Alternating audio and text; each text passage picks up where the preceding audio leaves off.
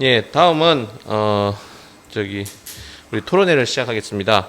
토론회 진행은 그 한국동물보건의료정책연구원 김재영 원장님께서 진행하시겠습니다. 우리 김재영 원장님께서 먼저 인사 말씀을 하시고 바로 지정 토론회를 시작하시면 될 것 같습니다. 예. 네, 진행하기 전에 인사 다시 드리겠습니다. 반갑습니다.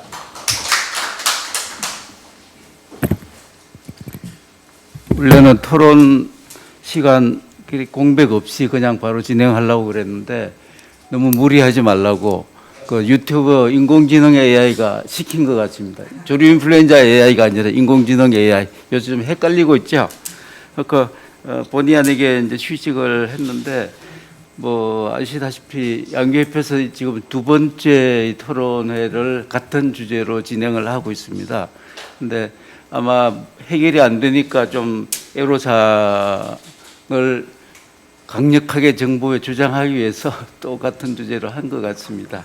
그래서 오늘 보면 고병우성 AI 백신 접종 정책 도입을 위한 토론회인데 두 분의 발제자께서 한 분은 이제 그 살처분 정책, 일방적인 살처분 위주의 정책이 불합리하고 비과학적이고 현실적이지 않다는 주제 발표를 해주셨고, 또 두 번째 주제에서는 그 윤호식 원장께서 살처분 정책만 고집할 것인가, 조금 더 필드 입장을 좀 말씀해 주셨으면 더 좋았을 텐데 이제 원론적인 면에서 여러 가지를 지적을 해 주셨습니다. 뭐 아시다시피 코로나 사태 지금 얼마 전까지만 해도 1등급으로 완화하겠다고 그러는데 졸지에 며칠 만에 4등급으로 격상이 됐습니다. 이렇듯이 전염병 관리는 하루 이틀 며칠 사이에 어떻게 잘하냐 잘못하냐가 정책의 성공 여부를 결정짓거든요. 이번 코로나가 여실히 그거를 증명해 주고 있고 AI도 마찬가지입니다. 그 과정의 중요성이 대단히 강조가 돼야 되고요. 또 그 김연아 회장님께서 아까 시작하기 전에 계란값에 대한 불만을 제기해 주셨는데 뭐 계란값들 때문에 난리가 아닙니다. 그게 다 조류 인플루엔자 때문에 지나친 살처분 정책의 여파로 인식이 되고 있고요. 아무리 방역을 위주로 한다 그래도 산업 안정은 생각해 가면서 해야 되는데 지나친 살처분 규제 위주로 가다 보니까 이렇게 된 것 같습니다. 조금 이 부분은 많이 개선할 필요성이 있는 것 같고요. 그다음에 이제 오늘의 이제 주제 백신 접종 과학성이나 타당성 문제가 어떻게 되느냐, 오늘 많이 토론을 좀 해주시길 부탁을 드리고요. 이 부분은 저희 동물보건의료정책연구원하고 대한수의사회가 공동으로 주관해서 전문가 협의회를 5월 달에 가셨습니다. 근데 사실은 이 전문가들끼리도 백신 접종 타당성이나 과학성에 대해서 의견이 분분합니다. 솔직하게 말씀드리면 어떤 분은 백신 접종을 해야 된다 그러고 어떤 분은 장기적으로 볼 때 백신 접종 없이 기존의 살처분 조기 근절 정책이 옳다고 그러고, 그래서 이 부분에 대한 정답은 없습니다, 사실. 그래도 오늘 산업계와 같이 갈 수 있는 방안을 백신 접종과 연계해서 토론을 좀 해주시면 고맙겠고요. 그 다음에 지금 마지막으로 제가 한 말씀만 더 드리고 토론에 들어가겠습니다.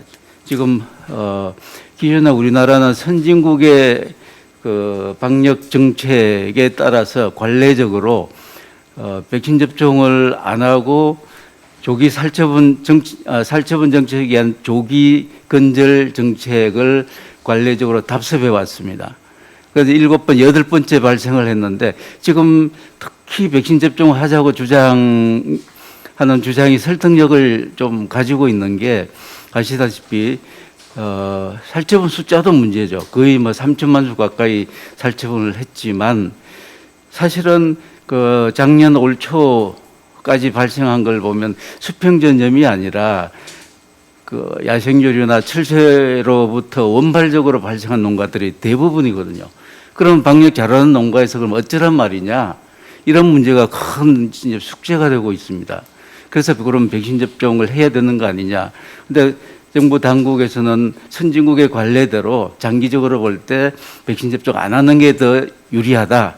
그래서 조기 살처분 쪽이 건설 정책으로 가자 지금 그러고 있는데 상황이 지금 그렇게 변했고요. 그게 조금 전에 말씀드린 원발성 감염이 많다. 또 그 방역 우수 농가 발생이 많았다. 작년하고 올 초에. 그래서 농가로서는 할 수 있는 부분이 거의 별로 없다는 이게 큰 이제 지적이 되고 있고요. 또 하나 우리나라는 그 선진국 이런 방역 정책을 답습하면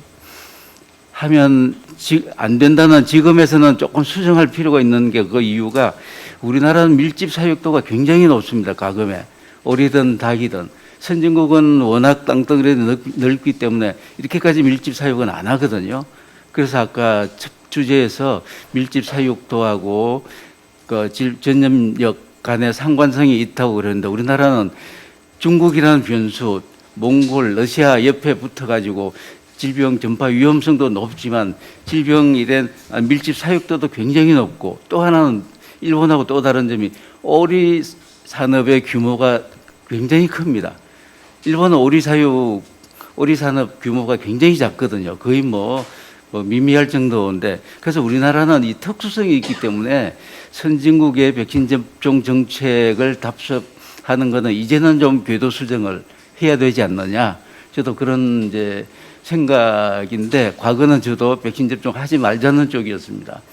지금은 뭐 코로나로 인한 인체 감염 위험성도 많이 희석이 돼 있는 상태고 이 여러 가지 여건이 지금쯤은 우리나라 AI 방역 정책의 궤도 수정이 좀 필요하고 정부 당국에서도 진짜 그 오픈 마인드로 한번 논의를 해볼 때는 된 것 같습니다. 당장 백신 접종을 하자 안 하자 이게 결정을 안 하더라도 이건 의견 수용을 해야 된다는 이제 조금 더 치열하게 토론이 필요하다. 저는 그런 입장입니다.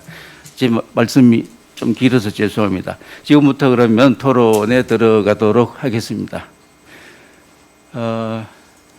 순서는 어떻게 할까요? 먼저 업계에서 한번 토론을 해 주시고 그 다음에 자연스럽게 넘어가도록 그렇게 하겠습니다. 그러면 그 대한양계협회 안두영 위원장님께서 출발을 좀 해 주시겠습니까? 예, 안녕하세요. 재난위원장 안두영입니다.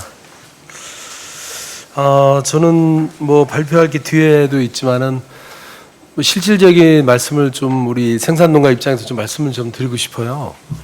요즘에 제가 고민하고 좀 생각하는 부분이 뭐냐면, 야, 이게 농림부가 어떻게 보면 이제 정부 기관이죠. 저희는 농가들은 그래도 어쨌든 농림부의 어떤 지도나 여러 가지로 해서 협의하고 모든 정책을 해서 나가는 저건데, 과연 우리 산란계 농가들이 어떻게 생각하고 있나 정말 저는 궁금해요. 야, 정말 우리를 규제의 대상으로 보는가? 아니면 우리 계란도 우리나라에 굉장히 중요한 어떻게 보면은 식량 안보거든요. 이거 식량이거든요. 이것도요. 굉장히 또 단백질 공급원에 정말 싼 가격으로 공급할 수 있는 거고. 그런데 과연 우리를 어떻게 보면 식량 한 부분에 중요하게 생각하는 한 파트너로 우리 산란계 농가를 보는지 정말 이거 뭐 규제의 대상으로 보는 건지 정말 솔직히 요즘 헷갈려요. 저는 농가들을 할 때 늘 회의할 때마다 그래도 우리가 농림부 밑에서 농림부에 같이 의논해서 모든 걸 해야지 그래서 살 수 있게 않겠냐. 근데 요즘에 이런 상황 여러 가지 보니까 야, 과연 우리를 어떻게 보고 있을까라는 의문이 들었어요, 저는요. 지금 이제 계란이라든가 수입 문제, 백신의 문제도 마찬가지고 3kg를 사실은 작년에 다 아시는 것처럼 무분별하게 사실은 발생 농가는 46농가밖에 43농가밖에 안 돼요. 130몇 농가가 예방적 살처물로 저희가 돼서 그 이후에 벌어진 이런 일들을 보면은 사실은 농장 나름대로 최선을 다해서 방역을 했거든요. 정말 저희가 3년 동안에 굉장히 어려운 시기를 지냈기 때문에 진짜 뭐 죽기 살기로 했어요. 정말 아스팔트 농장에 보면은 다 뭐 아스콘 가루 이런 데는 겨울에 아스콘이 봄에 가니까 저희도 다 터졌더라고요. 하도 소독약을 뿌려대가지고. 왜? 어떻게 보면은 걸리면 죽고 안 걸리면 살아나 이런 마음으로 옛날보다는 수평 전파도 없고 방역 수준이 굉장히 우리가 많이 높아졌거든요. 근데 저는 농림부가 이제 농가를 생각하는 게 어디 규제의 대상으로 보는 건지 아니면 이 산업을 정말 잘 이끌어 가가지고 국민한테 정말 안전한 계란을 공급하게 만드는 어떤 이런 농민으로 보는 건지가 정말 너무 답답하고 뭐 서운한 걸 이루 말할 수도 없고요. 그래서 저는 그렇게 좀 제안을 드리고 싶고, 예를 들면 살처분을 해서 하면 이 산업이 다시 돌아갈 수 있는 어떤 제도라든가 다시 일어날 수 있는 기반을 만들어줘야 되는데, 지금 같이 이대로 가면은 지금 유럽에서 벌써 40배 이상이 바이러스 검출이 됐는데 올겨울에 3개월 있으면 특방 기간입니다. 10월 달입니다. 만약에 지금 20년도와 같이 지금 같이 겨울에 문제가 됐다면 산란계 산업은 이거야말로 이제는 송두리째 무너져가지고 다 수입하는 국가가 돼버리는 거예요. 결국은 계란을 수입해서 다 먹어야 돼요. 정말 국내산 계란 앞으로 보기 힘들 겁니다. 이게요. 계란값 7,500원, 8,000원 냈는데 벌써 금계란, 암만 계란을 봐도 진짜 답답하지. 이게 보는 시야가 계란 하나를 보고 소비자가 보는 시각, 정부에서 보는 농민 생산자 보는 시각하고 많이 틀리거든요. 정말 이런데 우리가 뭐 복지도 좋고 뭐 동물 복지 얘기도 우리가 많이 되는데, 저는 생산자의 하나 입장으로서 또 생산자 대표로서 그런 말씀드리고 싶어요. 동물 복지를 가든 무슨 거를 정책을 해서 갈 때는 꼭 소비자가, 우리는 국민 있고 소비자가 있으니까 계란이 가잖아요. 근데 사회적인 합의가 꼭 있어야 된다고 봐요. 자, 동물 복지로 가서 환경을 넓게 해서 쫙 키운다 그러면은, 예를 들면은 계란값에 대한 거를 합의를 해줘야 돼요. 동물 복지로 넓게 환경에 좋게 했어. 그러면은 자, 우리가 계란 한 판에 10,000원, 20,000원에 사 먹을게. 너희들은 동물 복지로 잘 키워줘. 이런 합의를 농림부나 정부기관에서 해줘야 되는데, 환경은 계속 지금 엄청나게 산란계가 가금 단체 중에서 시설이 최고 좋아요. 어떻게 보면 최첨단이에요. 우리 아빠 집보다도 더 좋게 시설을 만들어 놓고 있는 거거든요. 근데 땅덩어리가 좁다 보니까 환경 민원 때문에 저희가 뭐 모여가지고 이렇게 집을 지어서 하는 그런 경우가 있어요. 그런데 그런 거를 단순히 복지나 이런 쪽으로 가다 보면은 계란값에 대한 고민이거든요.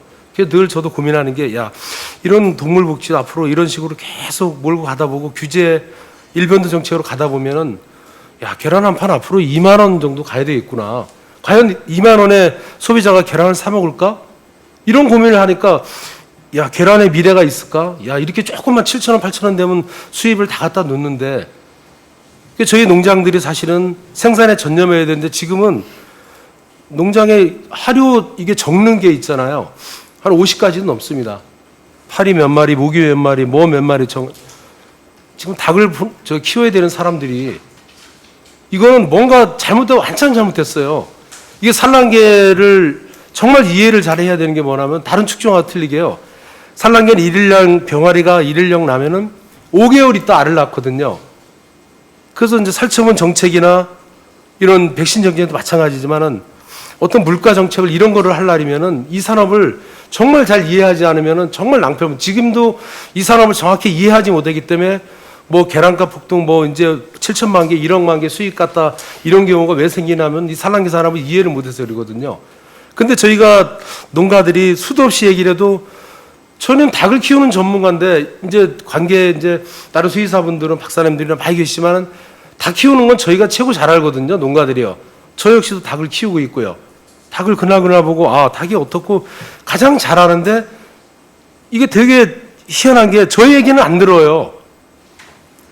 그러니까 이 산업을 정확히 이해를 지금 못 하는 거예요. 왜냐하면, 자, 계란값이 지금 이제 배 회장님도 오시지만, 소비자들이 갑자기 몇 년 동안에 3,000원, 4,000원, 비싸야 5,000원 가다가 7,000원, 8,000원 가니까 갑자기 이렇게 올라가니까, 야, 이게 뭐가 잘못됐다, 막 계란값을 내려야 된다니까 정부는 수입에 대했다 하는데, 그래서 되는 게 아닙니다. 이거는요.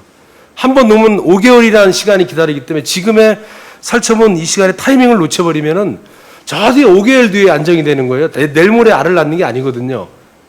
그래서 우리 지금 살처분 농가들도 마찬가지로, 또 산란계는 어디 몇 마리 키워서 알을 주는 게 아니고 시설을 해는 사업이에요. 시설을 보통 하나를 하려면 보통 1년에서 2년 걸려. 허가 내고 뭐 하려면 시간 더 걸리겠죠. 갑자기 계란이 늘어날 일이 없습니다. 저희는요.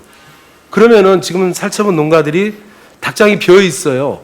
방역대가 하나하나 해제하고 하는데, 저희가 조사를 해보니까 지금 한 40% 정도가 입식이 됐고, 7월, 8월 넘어가면 한 60% 정도 될 것 같아요. 살처분 농가들이.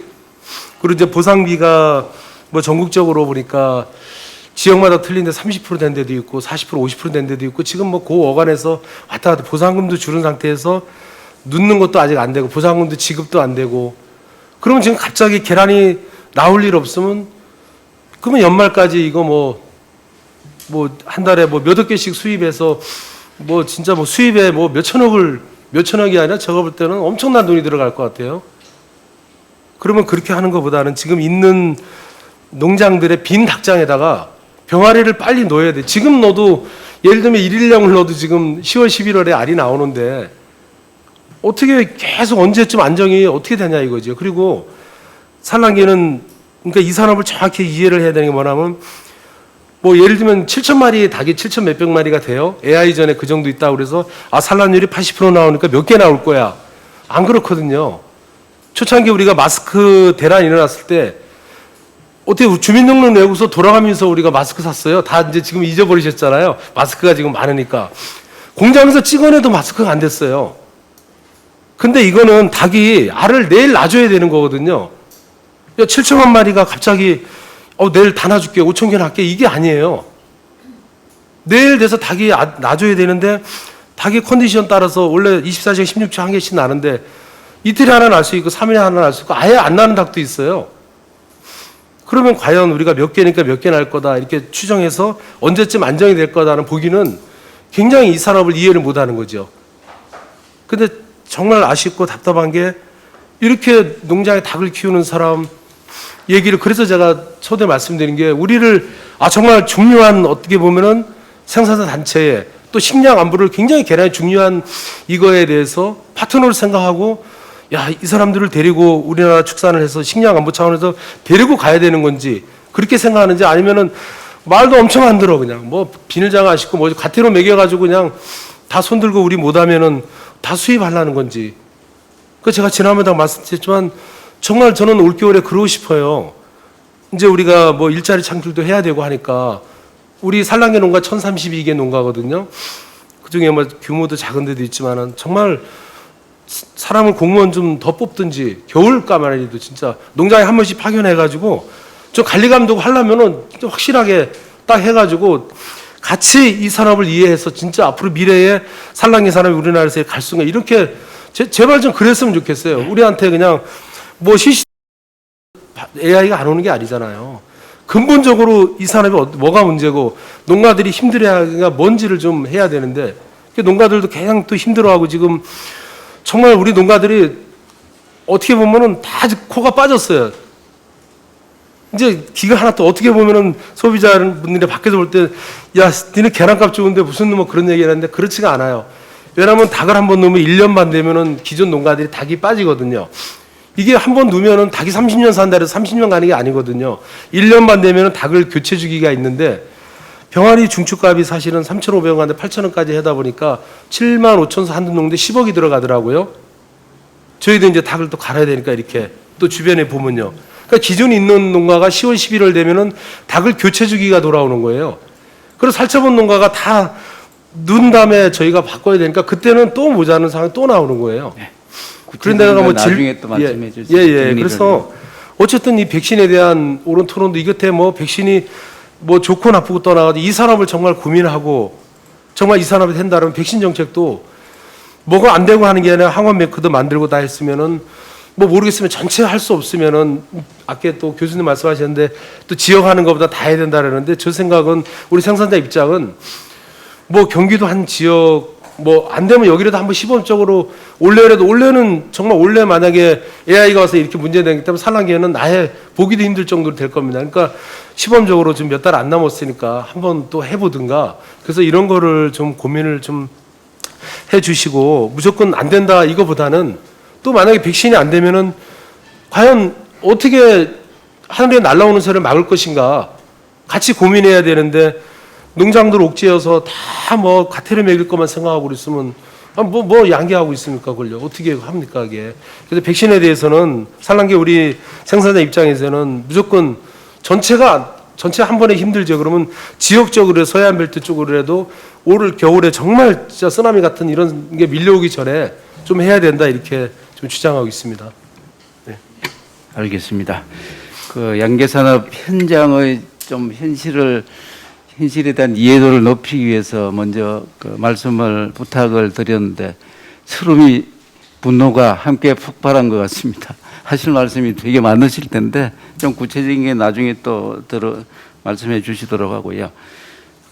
토론에 본격적으로 들어가기 전에 하나만 부탁을 드리면 대부분 토론에 보면 이렇게 토론 내용을 적어 오셔가지고 그 발표를 하는 쪽으로 끝이 나는데 그러면 현안에 대한 토론은 잘 안 되거든요. 그래서 발제에서 말씀해 주신 거나 느끼신 점에 대한 거를 말씀해 주시면 그게 받아서 토론을 할 수도 있고 그렇게 좀 해 주시면 더 재미있는 토론이 될 것 같습니다. 다음에는 학계의 말씀을 좀 들어볼까요? 포스텍의 융합생명공학부의 황인환 교수님 먼저 좀 말씀을 해 주시겠어요? 그게 PPT 자료라고 그러셨죠? 황 교수님 PPT 자료를 가지고 그 토론 말씀을 먼저 해 주시고 토론을 하도록 하겠습니다.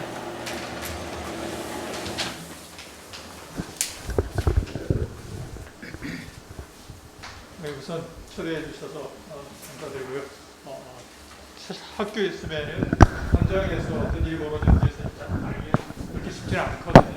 그러니까 어떤 신문이라든지 여러 가지를 보고서 그냥 주로 연구를 하는데 오늘 실제로 이런 데 와서 현장에서 어떤 문제가 있는지 많이 배웠습니다. 그래서 제가 하는 일들이 이런 면에서 좀 도움이 될 수 있으면 하는 바람입니다. 저희들이 연구하는 거는 이미 앞에서 다 설명을 해 주셨으니까 넘어가도록 하고요. 실제로 백신 뭐 무수히 많이 듣고 있는데 생각보다는 백신을 만드는 방법이 많습니다. 지금 대부분의 아마 아시는 백신은 이쪽으로 가는 거거나 아마 거의 대부분 이쪽으로 가는 걸 거예요. 실제로 바이러스를 만들어서 사독화를 해서 그 다음에 그걸 이제 주사를 하는 그런 방법을 많이 쓰고 특히 닭은 현재 저병원성들 쓰고 있는 것 같은데 그렇게 하는 것 같아요. 그리고 가축들도 꽤 많이 다른 가축들도 그렇게 하는 것 같은데 사실 이게 요즘 이제 코로나도 중국에서 나오는 것들이 물백신이라는 어떤 의심도 받고 하는 것 같은데 그 이유가 이제 사독화하고 나면은 사실 제일 어려운 게 얼마만큼 죽어야 정말로 이게 안전하냐라는 그런 문제가 늘 발생을 해요. 그러니까 완전히 죽이지 않으면은 사실 감염을 일으킬 수 있고 완전히 죽이면은 효과가 사실 없을 수도 있거든요. 그래서 그런 문제 때문에 사실 꽤 많은 게 이제 약독화 시켜가지고 가축들 일부는 이제 약독화 해가지고 가축 현장에서 쓰고 있더라고요. 그 경우는 실제로 바이러스를 도입하는 상황이 발생을 하기 때문에 여전히 또 다른 문제들이 발생을 하죠. 그래서 최근에 나오는 새로운 기술들은 아예 바이러스를 다루지 말고, 왜냐하면 바이러스 다루는 것 자체가 사실 생산이 어려울 때도 있고, 물 한번 생산 기술을 개발하고 나면은 끝까지 그걸 가지고 계속 뭐 몇 년 갈 수 있으니까 좋을 수도 있는데, 여전히 이제 이런 문제들이 있는데, 요즘은 갈수록 이쪽으로 바이러스 유전자만을 이용해가지고 백신화하자라는 기술들이 개발되고 있고, 사실 지금까지는 제일 문제가 뭐냐, 효능이 낮다. 그런데 이제 안전하기는 대단히 안전해요. 왜냐하면 원체 바이러스 자체를 전혀 손대지 않기 때문에. 그래서 이제 기본적으로 필요한 게 뭐냐면 효능을 어떻게 증진시킬 것인가 하는 그런 건데, 제가 오늘 말씀드릴 것은 이제 그린 백신입니다. 그린 백신이 요즘 주목을 받는 것 중에 하나는 사실 미국에서 이게 이런 이제 코로나는 아니었는데 늘 걱정하는 게 인플루엔자 팬데믹이 오면 어떻게 할 거냐. 국가적으로 대응을 하는 기술이 뭐가 있을까를 생각을 했었는데, 식물을 이용해서 가장 신속하게 6주 이내에 1억 도스를 만들 수 있겠구나라는 그 기술을 기반으로 해서 점차 주목을 받기 시작을 했는데, 사실 6주면은 보통 계란 가지고 백신 생산하는 경우는 6달이거든요. 그러니까 6달에서 6주로 단축할 수 있기 때문에 굉장히 빠르다라는 그런 생각을 했고, 그 다음에 이제 사실 한국은 거의 국가적으로 이런 지원을 해준 과제가 없어요. 근데 기업 자체적으로 저희들이 돼지열병, 이거는 이제 돼지열병이 두 종류가 있는데, 아프리카 돼지열병은 최근에 나타난 거고, 한국에 이미 백신을 하고 있는 게 이제 클래시컬 스와인 피버 SCF라고 부르는데, 거기에 대한 저희들이 백신을 그린 백신으로 개발하고 실제로 지난 가을에 제주도 하고 포항에서 필드 테스트로 들어가고 효능 괜찮다고 아주 사실 좋다고 생각을 하고 그다음에 아마 올해 2차 필드 테스트가 들어갈 거라고 생각을 합니다.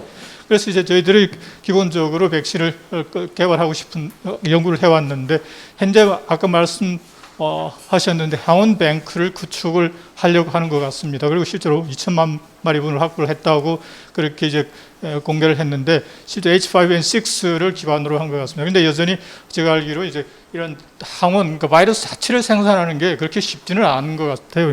이게 기본적으로 이제 조류 독감이고 이걸 바이러스를 이제 결합해서 생산하는 게 그렇게 쉬운 일은 아닌 거죠. 그러니까 닭을 죽이지 말고 거기서 계속 바이러스를 생산해야 되니까. 근데 이제 정부 생각은 이런 거 아까 여러 번 말씀하셨고, 근데 이제 현재 이런 것들을 하면서 늘 이제 언급되는 게 뭐냐면 매년 AI 종류가 다르다. 사실 그렇게 매년 다르다 그래도 엄청나게 다르진 않아요. H5N6가 오느냐, N7이 오느냐, H7이 오느냐, 이게 어떤 범위 내에서 오지 그게 무한정으로 되지는 않아요. 그리고 이제 사실은 이제 바이러스이기 때문에 생산이 그렇게 쉽지도 않고 바이러스 정수익이 그렇게 잘 되는 것 같지는 않아요. 그리고 이제 오래 걸리고 그 다음에 어쨌거나 고비용 설비가 필요해요. 왜냐하면 이게 바이러스 자체가 그냥 필드에 나가면 안 되기 때문에. 그리고 나중에 이제 생산 일단 하기 시작하면은 이제 양계의 특성상 백신 가격이 대단히 낮아야 돼요. 그래서 이런 것들이 이제 사실 이제 국가 정책은 저희 과학자들이 당장 어떻게 하지는 않는데 이쪽은 저희들이 할 수 있는 문제니까 기본적으로 그래서 저희들이 해야 될 건 뭐냐면은 고효능이어야 되고 신속하게 생산해야 되고 비용이 썼으면 좋겠고 안전했으면 좋겠다라는 이 몇 가지의 문제를 가지고 연구를 하는데 사실 사람들이 늘 이야기할 때 굉장히 종류가 많다고 이야기하는데 그건 전체 바이러스를 따지면 그래요. 이론적으로 계산을 하면 18 곱하기 11이면 198이에요. 198종의 이제 바이러스가 생긴다고 그러는데 사실 그게 다 닭에 감염하는 것도 아니고 그 중에 일부가 감염하고 일부는 물론 이제 사람에게도 가기도 해요. 그래서 현재 발견된 게 진짜로 많긴 많더라고요. 144종이고 이 아형이 존재하고 거기에 이제 약간의 또 추가적인 변이들이 해서 이런 많은 것들을 바이러스를 가지고 하려 그러면은 사실은 이 많은 종을 다 생산하기는 어렵죠. 근데 이제 저희들이 생각하는 거는 뭐냐면은 사실은 바이러스를 키우려면은 이 바이러스 전체 HA는 누구고 NA는 누구를 따져야 돼요. 근데 저희들이 기본적으로 생각하는 거는 HA만을 이용해서 백신을 개발하면 HA는 18종밖에 없어요. 그래서 이 18종이 모든 걸 커버할 수 있다고 그래요. 물론 여기에는 약간의 또 다른 변종들이 생길 거예요. 18하고 198은 숫자가 어마어마하게 다른 거죠. 그러니까 늘 위험하다고 생각할 땐 198로 가서 이야기를 해요. 근데 사실은 따지고 보면 18종이면 돼요. 그래서 이건 어떻게 보면 생각의 차이고 서로 관점의 차이예요.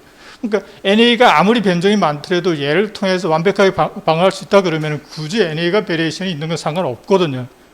그래서 H5N1이 오나 H5N6가 오나 다 HA5로 가서 프로텍션이 가능하다 그러면은 NA의 변이는 상관이 없거든요. 그래서 저희들이 생각하는 제조합 단백질을 갈 때는 이 18종의 HA 대해서만 하면은 현재 나와 있는 사람부터 시작해서 전체를 커버할 수 있어요. 물론 거기에는 약간의 이제 좀 더 많은 종이 필요해요. 아까 말씀드린 것처럼 이 18종에서 다시 약간의 더 변종들이 생기기 때문에. 그래서 저희들이 하는 방법은 뭐냐면 표면에 이 유전자 하나만을 꺼내 와가지고 제조합 기술을 통해 가지고 유전자를 어떤 저희들이 이제 기술적으로 벡터라고 부르는데 이 DNA에 집어넣는 이 전체 작업, 심지어 유전자 화학이라는 여기서 출발해서 여기까지 오는데 한 2주, 그냥 한 2주 정도 걸린다고 생각하면 돼요. 그 다음에 이거를 이 식물체에 도입해서 그 다음에 백신을 개발하는 게 1주예요. 그럼 진짜로 저희들이 새로운 변종이 나오더라도 이 기술이 다 확립이 되고 나면 물론 저희들은 지금 당장은 어떤 2단계도 개발해야 돼, 2단계 어떤 보고 다 얘기하는데 실제로 어떤 HA에 대해서 개발해서 이걸 해놓으면은 기본적으로 이 과정은 늘 뱅크 하는데 사실 DNA 뱅크로 가지고 있을 수 있어요. 그러면은 이 건은 이미 완성되어 있고 심지어 완전히 새로운 변종이 나타나더라도 2, 3주를 걸려서 이렇게 만들고 1주면은 백신을 생산할 수 있어요. 그리고 여기에 이제 저희들이 생각하는 건 뭐냐면 이 추출물에 좀 더 안전하게 효능을 높이기 위해서 락토코커스는 유산균이잖아요. 유산균 표면에다가 이렇게 붙여요. 그래서 유산균을 여기도 이제 그냥 쓰는 게 아니고 열 처리해서 죽여요. 그렇기 때문에 훨씬 더 한 단계 더 안전성이 확보된다고 생각을 하는데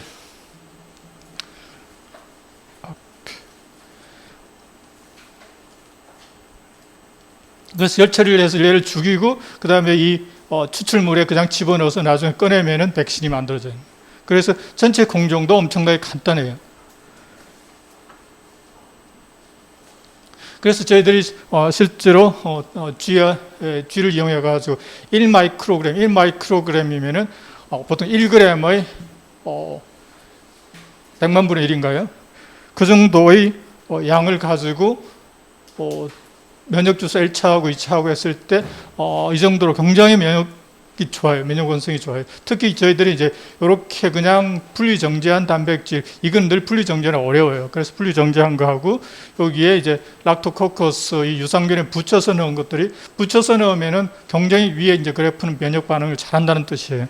그리고 심지어 저희들은 이제 늘 경제적인 문제가 따르기 때문에 면역 증강제를 쓸 거냐 말 거냐가 늘 걱정인데 면역 증강제 비싸거든요. 그래서 면역 증강제 있으나 없으나 이 락토코커스 그러니까 유산균 자체가 면역 증강제 역할을 해주기 때문에 필요 없이 바로 이렇게 붙여서 주사하면은 이렇게 효능이 좋다는 걸 먼저 일단 G에서 확인을 하고 그 다음에 다시 이제 닭은 약간 더 크니까 2마이크로그램을 한 번 주사하고 체를 계속 해가면서 저희들 면역을 봤을 때 이게 이제 굉장히 높게 나오는 거예요. 실제로 여기에 이제 이게 5까지 올라가는데 이게 진짜로 바이러스를 지금 면역할 때처럼 그렇게 죽여가지고 집어넣었을 때 여기까지 나와요. 10의 7승을 넣었을 때 여기까지 나오는데 저희들은 이거보다는 훨씬 더 높게 이 숫자가 2, 3에서 머무는데 5까지 올라갔기 때문에 그래서 이제 여기까지 결과를 가지고 있어요. 그래서 이때도 마찬가지로 저희들이 이렇게 분리정제, 완전히 분리정제한 거하고 이렇게 유산균에 붙여서 집어넣은 거를 비교했을 때 훨씬 이렇게 유산균을 집어넣어서 붙여서 하면은 더 강력한 면역 반응을 준다는 걸 확인을 했습니다. 그래서 말씀드린 것처럼 이쪽은 사독 백신이에요. 사독 백신을 가지고는 이 정도 하고 그래서 이제 만약에 이 경우에 사독 백신 이 정도 용량이 안 되면은 아마 이게 10의 9승이나 10의 10승이나 막 끌어올릴 거예요. 그런데 아까 말씀드린 것처럼 사독 백신을 완벽하게 죽이면은 이 단백질 이것들이 다 망가져가지고 사실 효능이 없어요. 그러니까 덜 망가뜨리고 싶어서 적당하게 죽이면은 사실 이게 되게 과학적으로 적당하다는 게 되게 애매한 거거든요. 얼마만큼이 적당하냐. 그래서 늘 이제 회사의 입장에서는 이게 나중에 일부라도 남아서 퍼져나가는 것보다는 물 백신 듣는 소리가 그런 소리 듣는 게 훨씬 나은 일이거든요. 사실 그거는 확인을 잘 하기 어렵기 때문에 그래서 강력하게 죽이는 게 회사 입장에서는 좋아요. 그러니까 늘 잘못하면은 물 백신이 되는 거고 그 다음에 이제 또 조금 덜 죽이면은 실제로 남아 있어서 닭 중에서도 예를 들어서 면역 주사 맞은 녀석이 건강하지 않으면은 사실 바이러스가 이기게 되거든요. 그런 것들 때문에 늘 저희들이 생각해도 왜 백신 정책을 하지 말자는 것도 충분히 이해를 해요. 그런데 이제 어떤 그런 관점에서 늘 생각해왔는데 완전히 이런 새로운 기술들이 등장하겠다 하니까 그런 면도 한번 같이 보면서 이걸 할지 말지는 좀 더 생각해 주시면 좋지 않을까라는 생각이에요. 그래서 저희들이 이제 이런 늘 문제가 하신 것처럼 여러 변종이 나타나고 저병원성도 있고 고병원성도 있고 이거를 다 커버할 수 있을까? 여러 개를 동시에 커버할 수 있으면 좋겠다. 그래서 저희들은 이제 하나는 고병원성, 여기는 이제 H5하고 H7 두 개를 써서 실제로 하나는 이렇게 각각의 H5를 여기다 싣고 H7은 여기다 제가 잘못 썼군요. H9입니다. 이건 저병원성인데 저병원성하고 고병원성. 그래서 하나는 고병원성, 하나는 저병원성 이렇게 각각 유산균을 갖게 하거나 아니면 한 유산균에 두 개를 동시에 실어서 면역 주사를 해도 각각 이 고병원성에 대해서도 잘 면역이 나타나고 저병원성에도 잘 면역이 나타나요. 그래서 결국 한 번 주사를 해가지고 아주 두 항원에 대해서 동시에 강력하게 면역 반응을 유도할 수 있고 만약에 더 필요하다 그러면 아마 더 올릴 수도 있을 거예요. 여러 가지 더 쓸 수도 있을 텐데 그래서 이런 결과를 가지고서 저희들 생각에는 어떤 새로운 기술을 저희들이 개발했다고 생각합니다. 그래서 기본적으로 만약에 진짜로 이러한 것들 정책을 도입한다 그러면 어떤 식으로 저희들이 할 수 있을까 생각을 해본 게 만약에 중국 북동부에서 어떤 바이러스 새로운 올겨울에 나타날 것들이 뭔지를 미리 알 수 있다 그러면은 만약에 새로운 것 같으면은 2, 3주 걸릴 거예요. 새로 유전자를 확보하고 진행하는데. 근데 이미 알려진 것들이면은 이미 저희들이 그 DNA 뱅크, 유전자 뱅크로 갖고 있는 거거든요. 그래서 이것 기간도 필요 없이 3, 4일이면은 바로 이 식물에 주사가 들어가게 되고 일주일 정도 걸려서 그래서 면역 주사를 하면은 1 내지 3주 정도면은 면역 항체가 생성될 거라고 생각을 하거든요. 그래서 전체적으로 이 식물에서 이런 식으로 이 단백질이 만들어지고 이 단백질이 바로 이 유산균에 저희들이 코팅을 시키고 이렇게 꺼내서 하면은 되지 않을까라고 생각을 합니다. 그래서 이제 결론적으로 말씀드리면은 우선 안전성에서는 탁월합니다. 기본적으로 바이러스를 다루지 않아요. 그 다음에 따라서 야외의 바이러스를 유포할 가능성은 없어요.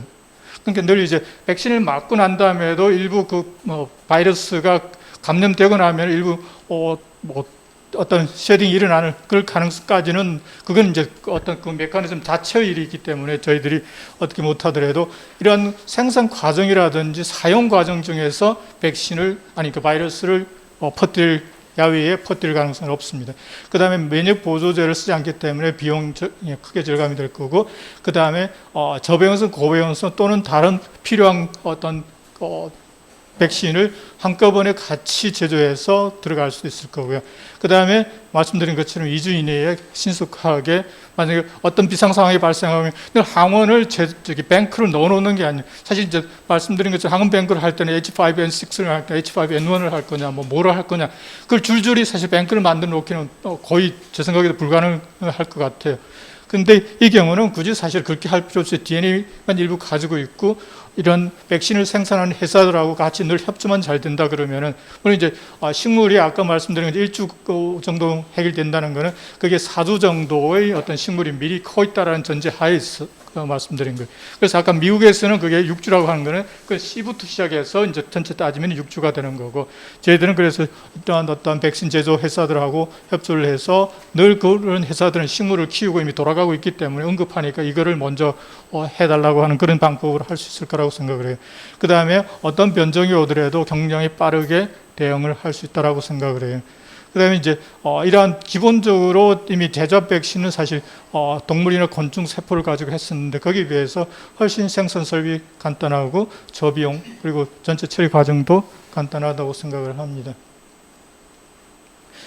그래서 앞으로 이제 해야 될 거는 뭐냐면, 기본적으로 이것들은 저희들이 어떤 과학적으로 이런 것들이 있으니까 어떻게 생각을 해보세요 할 수 있는 것 외에는 저희들이 크게 결정에 관여하지는 않으니까. 대신에 이제 이쪽은 저희들이 일단은 기술은 기본적으로 개발됐지만은 이게 여전히 필드에 나가거나 사용하기 위해서는 임상이 필요하고, 그다음에 이런 것들은 어떤 기업 주도로 연구가 진행되고 상용화 될 거라고 생각합니다. 지금 말씀드린 국내에는 사실 기본적으로 막혀 있는 것 같고, 아까 중국하고 동남아는 이미 백신화하기 때문에 이 기술들이 이전돼서 이쪽으로 먼저 나갈 수 있지 않을까라고 생각을 합니다.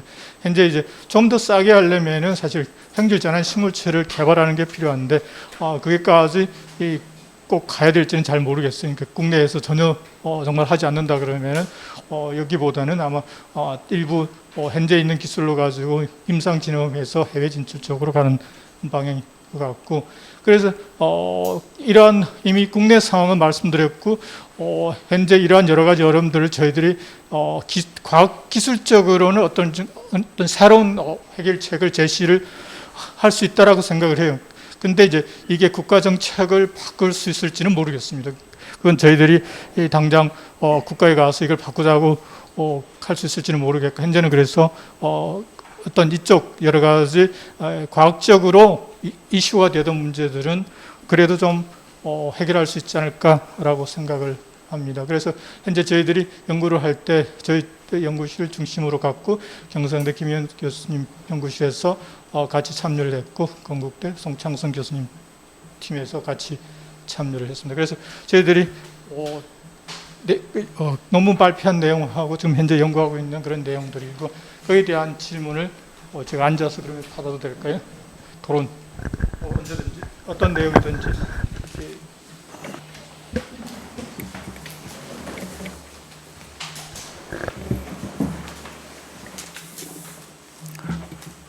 그 황인환 교수님 토론은 이걸로 이제 하시는 거죠. 예, 발표 감사드리고요. 예, 일단 질문부터 하나. 한 교수님 강의 잘 들었습니다. 요즘 저 에코 백신이 전 세계적으로 팩트 백신으로 유행세를 타고 있는데 저기 그 우리나라에 저기 호구 콜레라 그 돼지열병 백신도 나왔더라고요. 나왔는데 가격이 굉장히 비싸더라고요. 일반 돼지열병 백신에 비해서.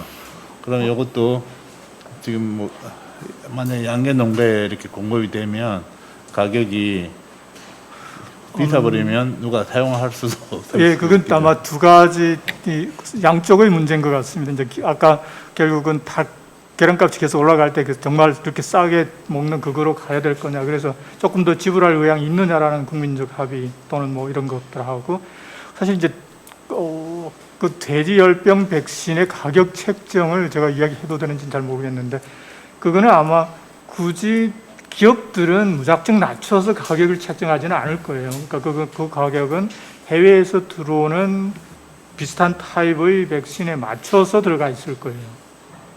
그래서 그리고 돼지는 이거보단 저희들 생각에는 적어도 5배에서 10배 정도 더 들어갈 거라고 생각을 하거든요. 그러면 이제 거기서 좀 더 싸질 거고 등등 생각하면은 엄청 그렇게 비싸지는 않아도 될 거라고 생각을 해요. 근데 여전히 지금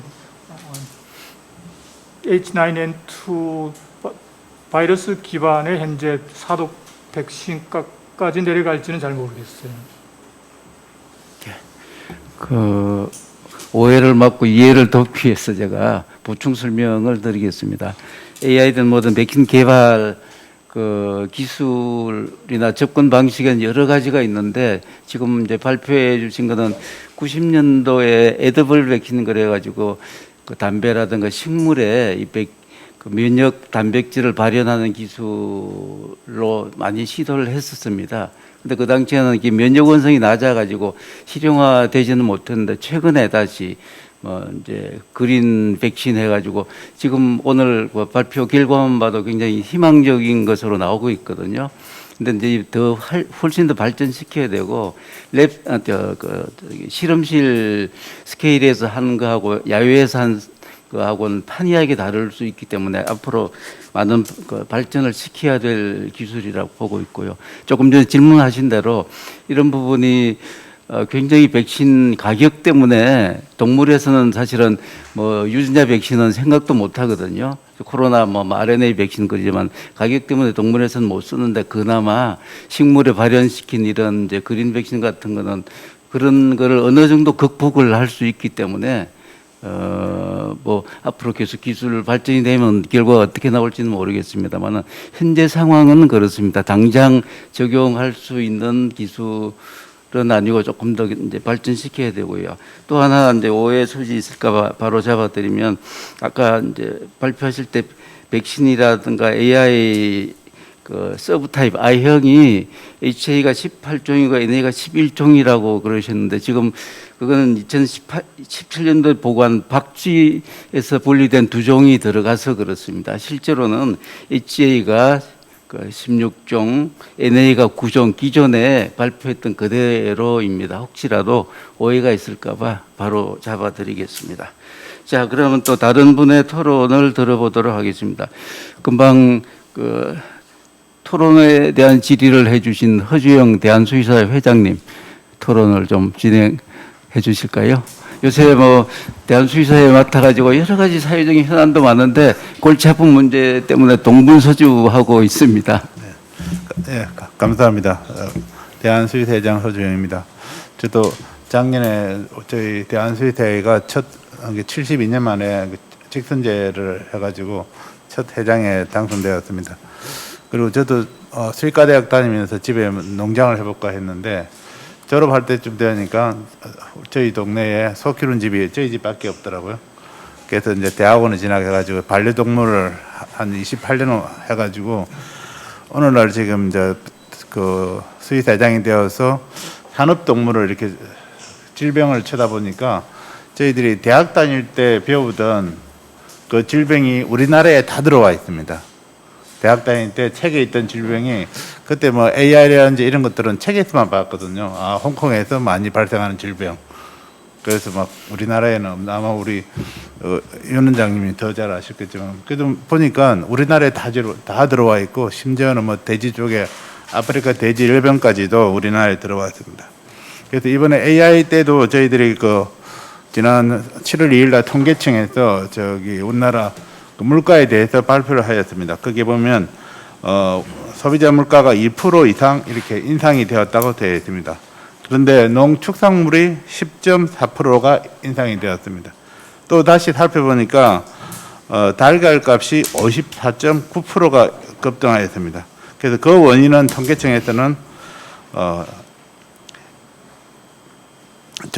AI 발생으로 인해 가지고 많은 수의 닭을 잡을 그 살처분 시켜 가지고 달걀 부족이 6개월 이상 가고 있습니다. 그래서 지난달에도 약 7천만 개를 수입하였는데 아마 이것도 시장 안정에 뚜렷이 나타나지 않는 듯합니다. 그래서 아까 저기 그 토론 연자도 말씀하신 것처럼 올 겨울까지 가야 될 수 있을 것 같습니다.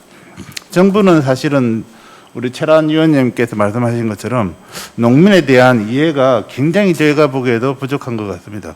닭을 하나 키우면 그 병아리 때부터 이렇게 해가지고 이렇게 알을 놓을 때까지 기간도 있는데 그 기간에 대한 이해를 못 하고 있는 것 같습니다. 저도 정부 관계자들 만나가지고 그에 대한 질문을 해보면 그래서 저분이 과연 뭐 닭을 키워봤는지 오리를 키워봤는지 심지어는 강아지를 키워봤는지 그것도 한번 묻고 싶더라고요.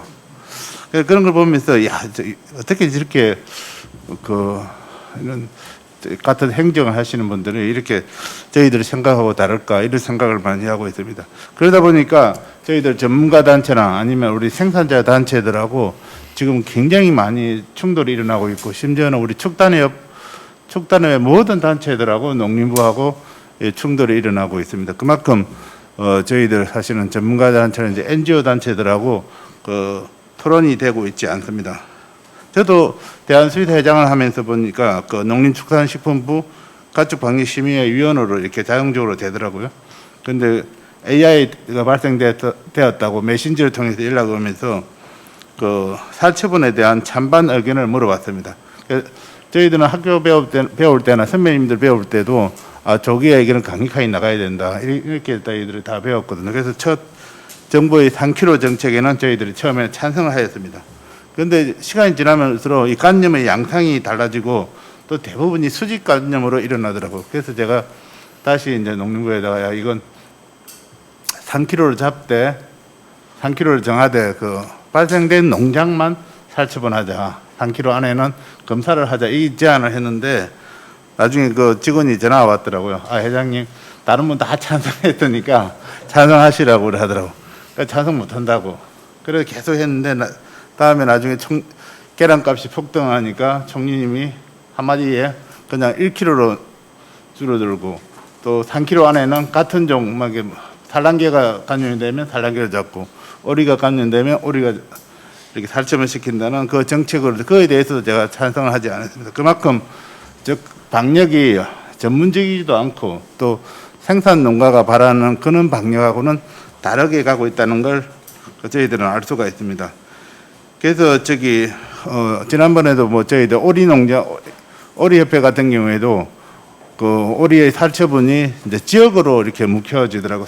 3kg가 아니고 만약에 뭐 여기 경기도 시흥시에 발생되었다 그러면 시흥 전체가 다 살처분하는 형태 처음에 그렇게 됐는데 그러다가 이번에 다시 3kg가 나와가지고 이렇게 나왔는데 지금 현대사회에서는 3kg는 방역대가 굉장히 무의미합니다. 옛날에는 뭐 동네에 사람이 없고 산만 있고 논이 있을 때에는 3kg가 적당한데 지금은 모든 동네가 모든 도시들이 다 연결되어 있습니다. 그래서 3kg라는 것이 무의미하기 때문에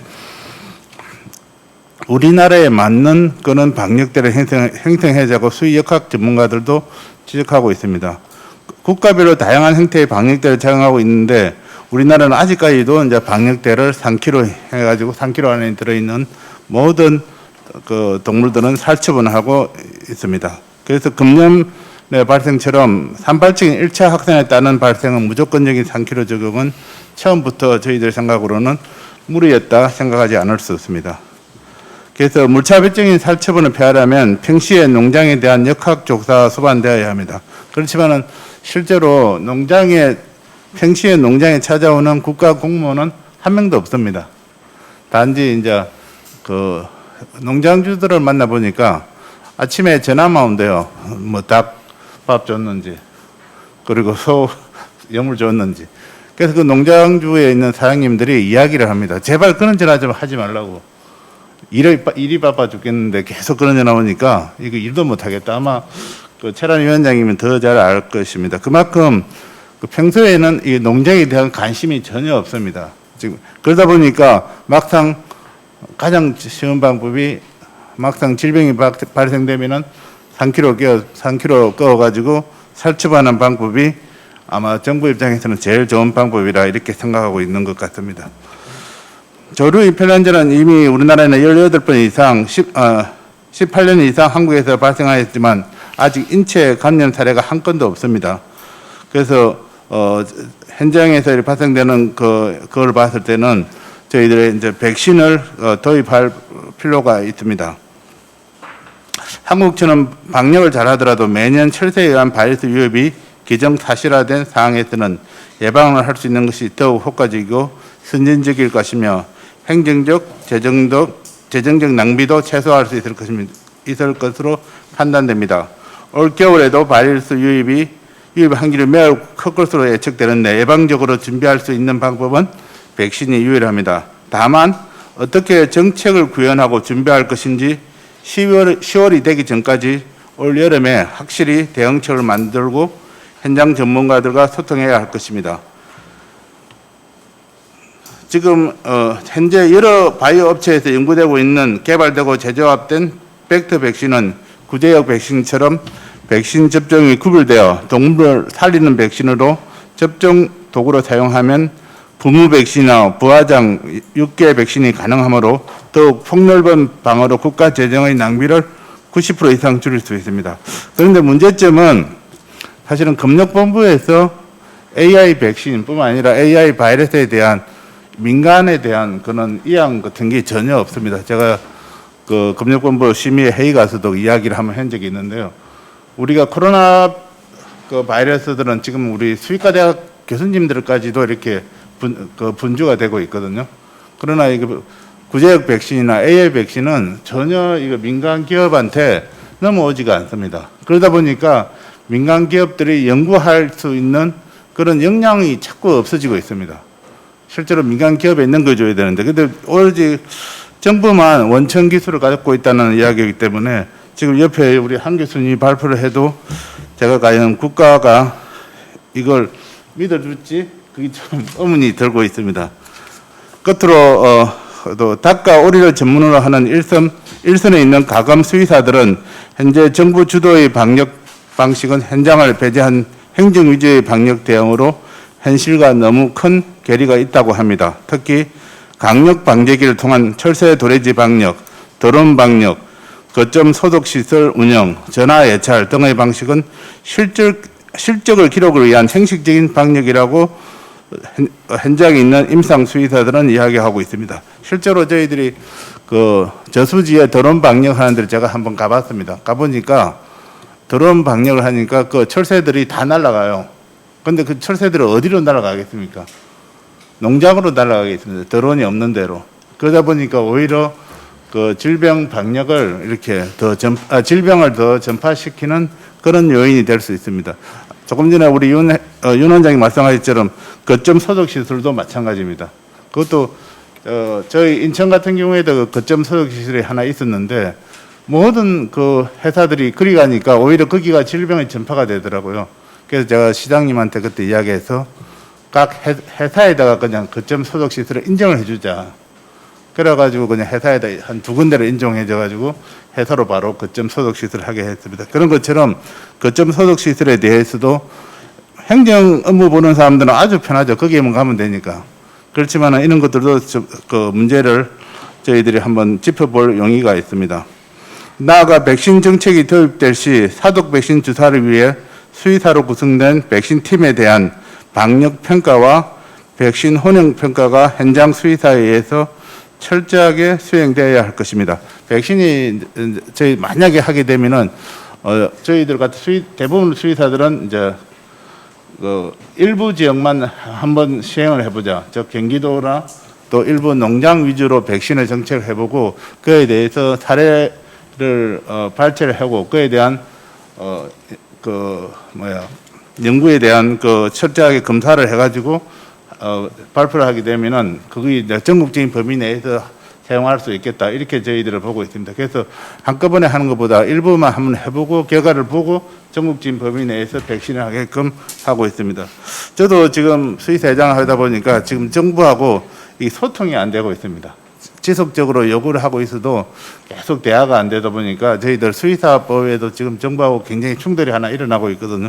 마찬가지로 AI 관련 이것도 아마 양계협회가 무수히 정부에 요구했을 거라 보고 있습니다. 실제로 저도 옆에서 우리 양계 회장님이 하시는 거 많이 봤는데 그래도 이렇게 소통이 안 하고 있는 거 보니까 정말 저희들이 안타깝고요. 또 오늘 이런 방역 토론회에 정부 인사가 나와서 이야기를 좀 들어줘야 되는데 전혀 그런 반응이 없어서 저희들도 정말 안타깝습니다. 앞으로 이 토론을 통해서 우리 정부하고 또 우리 생산자 단체 또 전문가들이 한 번 더 모여가지고 정말 우리나라에 동물 질병을 발생하지 않게끔 그런 시대가 오기를 저도 수의사회장으로서 바라고 있습니다. 감사합니다. 네, 발표 감사합니다. 그 허주영 회장님께서 농식품부 방역정책부서하고 실제 관련 단체 협회 일선 농장 대표들 간의 소통이 전혀 없다. 이 중차대한 AI 방역에 있어서 그 현장의 목소리를 전혀 반영하지 않는다 이런 이제 말씀하고요. 또 정책의 일관성이 미흡하다. 더구나 살처분 범위가 임의로 고위 당국자의 뜻에 따라 왔다 갔다 한다 이런 부분하고 무차별적 살처분 앞으로 지양돼야 되지 않느냐 이 부분을 말씀해 주셨고요. 또한 이제 여러 가지 이제 세부 사항에 대해서 과학적 검증이 필요하다. 예를 들어 거점 소독 시설이나 이런 부분도 한번 해놓고 나면 바꿀 줄을 모르는데 과학적으로 검증을 해서 계속적으로 보완해 나가야 되는데 그런 부분이 아쉽다는 거 하고요. 또 하나 이게 유튜브로 생방송이 되기 때문에 오해 소지 있는 부분은 또 바로 잡아드리겠습니다. 지금 구제역이나 조류인플루엔자 바이러스를 민간 백신 제조업체 이양을 안 하니까 문제라고 말씀해 주셨는데 이거는 이제 국가적으로 규정이 있습니다. 생물안전시설 등급 3, 바이오세프티 레벨 3이라고 그러는데 그 이상 돼야 분양을 해 줍니다. 이건 대학도 그 시설을 갖추지 못하면 분양을 안 해 주거든요. 그래서 민간 제조업체도 이런 그 바이오세프티 레벨 3이라는 굉장히 안전시설, 고위험 병원처를 다루는 시설이죠. 사람의 안전을 위해서 이제 그 규정을 해놨는데 그 시설을 갖추면, 조건을 갖추면 분양을 해 줄 걸로 봅니다. 다만 구제역은 어디에도 분양을 안 해주고 있어요. 조류인플루엔자는 해주는데, 그래서 그런 부분에 오해는 없으시기 바랍니다. 자, 그럼 다음 토론은 김연아 회장님께 마이크를 넘기겠습니다. 김 회장님께서는 소비자 단체나 국민들의 여러 가지 애로사항이나 요구사항을 잘 전달해 주고 계시는데요. 오늘도 부탁드리겠습니다. 네. 오늘 앞서서 우리 이근행 소장님과 또 윤호식 회장님의 주제 발표를 잘 듣고 또 현장에서 가장 중요한 것이 뭔가 하는 것도 이제 제대로 알게 되는 계기인 것 같습니다.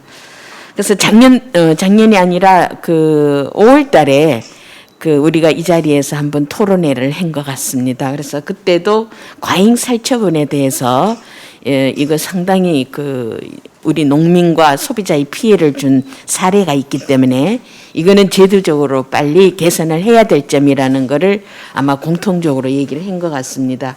그래서 오늘 쭉 얘기를 들어보니까 원헬스 개념이라는 거를 동물과 자연과 그다음에 인간은 하나가 되어야 된다는 걸 아주 절실히 깨닫게 되고, 또 이런 살처분이란 행정이 앞으로 어떻게 변화가 돼야 될 것이라는 것을 이제 국민과 소통도 할 때가 됐다. 예를 들어서 왜 이렇게 원성이 나오고 또 지금 계란값이라든가 닭고기, 오리고기 값이 이렇게 비싸게 먹어야 되는 이유가 뭔지를 이제 사실은 생산하고 있는 맡고 있는 정부에서 결국은 제대로 국민들한테 소통을 해줘서 과거에는 이 물품이 예를 들어서 막 계란이 비싸다. 그러면 너무 비쌀 경우에는 대체식품이 뭐다 하는 것까지 이렇게 안내를 해줬는데 이제는 이제 수입으로서 자꾸 대치를 하는데 그러면 수입으로 대치를 해서 얼만큼 소비자한테 덕을 주는 건지 또 소비자는 과연 이렇게 수입품을 먹으면서도 얼만큼 안전하게 생각하고 있는지 이런 것에 대한 피드백을 지속적으로 받아서 국민들하고 소통을 해야 된다고 생각하고 있습니다. 근데 이제 그런 작업이 안 이루어지고 있어서 상당히 궁금하고 또 이 소비자로 봤을 때는 지금 현재 뭐냐면은 식량 안보적인 측면에서도 우리 축산물에 대한 안정적인 공급과 적정 가격을 유지해 줘야 되는 거. 그러니까 이거를 정부가 앞장서서 해줘야 된다는 거죠. 그래서 이 안정적인 공급을 위해서 어떻게 정부가 해야 될 것이고 또 이 방역에 있어서도 이번 정부에서 특히 방역을 철저히 해달라는 뜻에서 방역과도 설치를 해서 전문성을 높여준다는 의미에서 이걸 운영을 하고 있습니다.